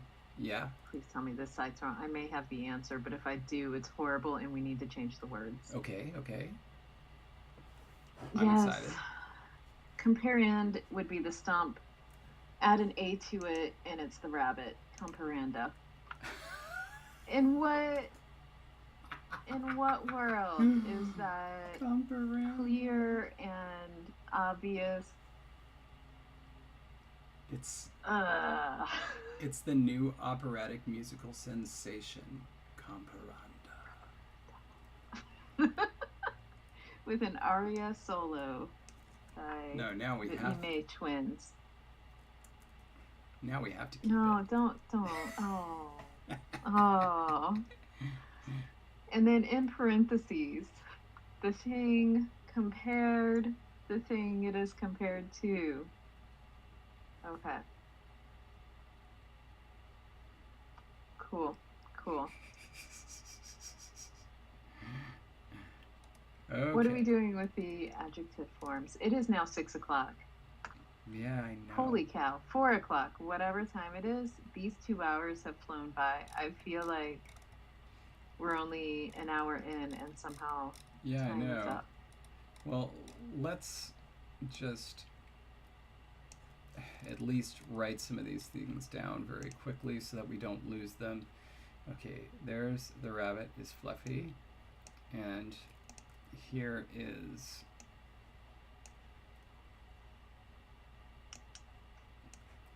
the rabbit is fluffier than the stump.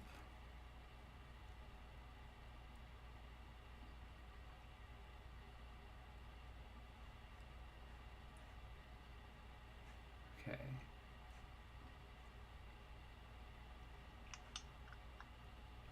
And then what we want next is, okay, I saw.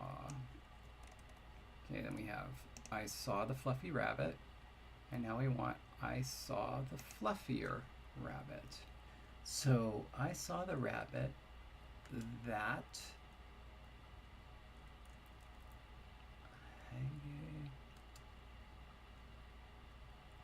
oh.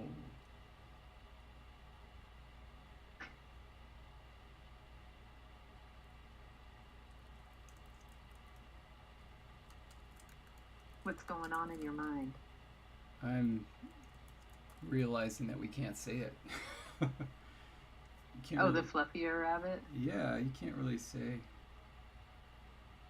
Because the relative clause form. I th-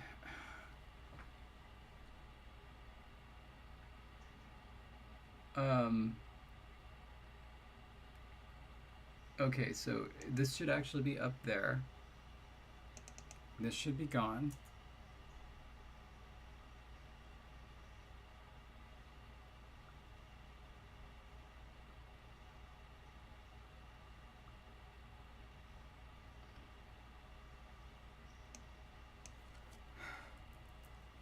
I'll have to give this some thought, and I think I may have to actually. I think I may actually want to take a look at other languages that do this. Okay. Might not be a big deal. In other words, it might not be a big deal to not be able to say this. Well, it's kind of like, which do you want? Do you want this rabbit or the fluffier rabbit? It's like, well, I want the fluffier rabbit. Right, but do you, I mean, we could also pull those into parallel statements, right? Like, I saw the rabbit's fluffier. Well, And like, or with right. a pronoun, right? Like, you probably wouldn't keep saying you may, but you could like just throw in a third person pronoun there. So here, well, here's the Should be may. here's the big question though. This phrase right here. So let's just go to the sentence that we just did. Mm-hmm. Is the highlighted prepositional phrase optional?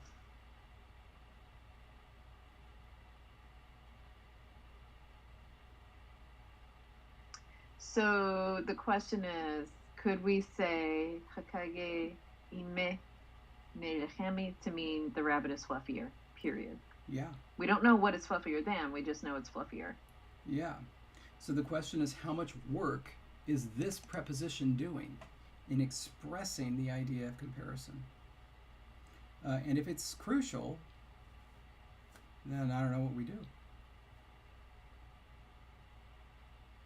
Is this something that people could vote on? Like, do you feel strongly one way or another, or do you want to research it one way or another before we make a decision? Or could we specifically say, like, should we accept without the ajay and menu, without the standard, that's not the standard of comparison, without the hamparand preposed by ajay, should we be allowed to say that? No, I kind of want to look it up. Either maybe Okay. look it up and also meditate on it a little bit. Just think about it. Okay.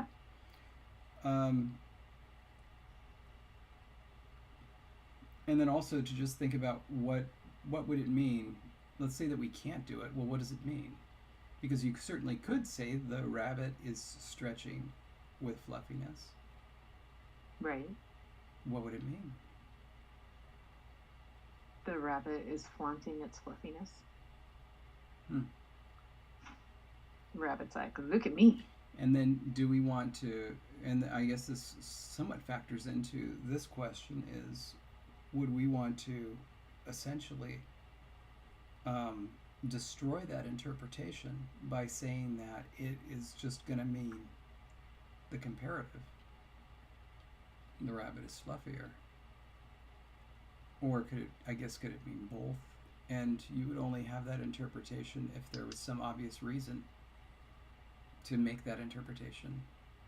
All right, here's what's going to happen. Yeah. You're going to leave that highlighted. Yeah. Next week, when we start, I'll announce the poll, whatever our poll is. And then you are we're both going to meditate on it. And then we're going to share our thoughts. Okay. Yeah. And make a decision then. Thank you. And also do some research, decide what we want. Yeah. Now, for the poll, do you want to just do the color terms? Or do you want to potentially take care of the augmentative and diminutive forms by asking what should the prototypical big thing be and the prototypical small thing be, so that way we can get those forms? Which one sounds better? Can we do a poll on which poll?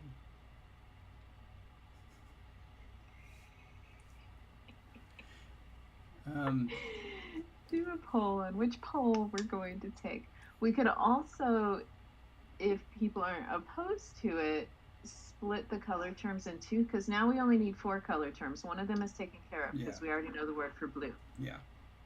Maybe do light green and dark green in the first poll, and then in the next poll do what did we need? Gold? No, wait, we don't need gold because there is no gold anymore. We can do white and black. White and black, yeah. Yeah, that's a good idea. That's a good idea. And that'll make it a little easier because then it won't be 4 simultaneous polls, I guess. Okay. Yeah. Cool. Very good. Let's do that. Okay, right. So that's our poll.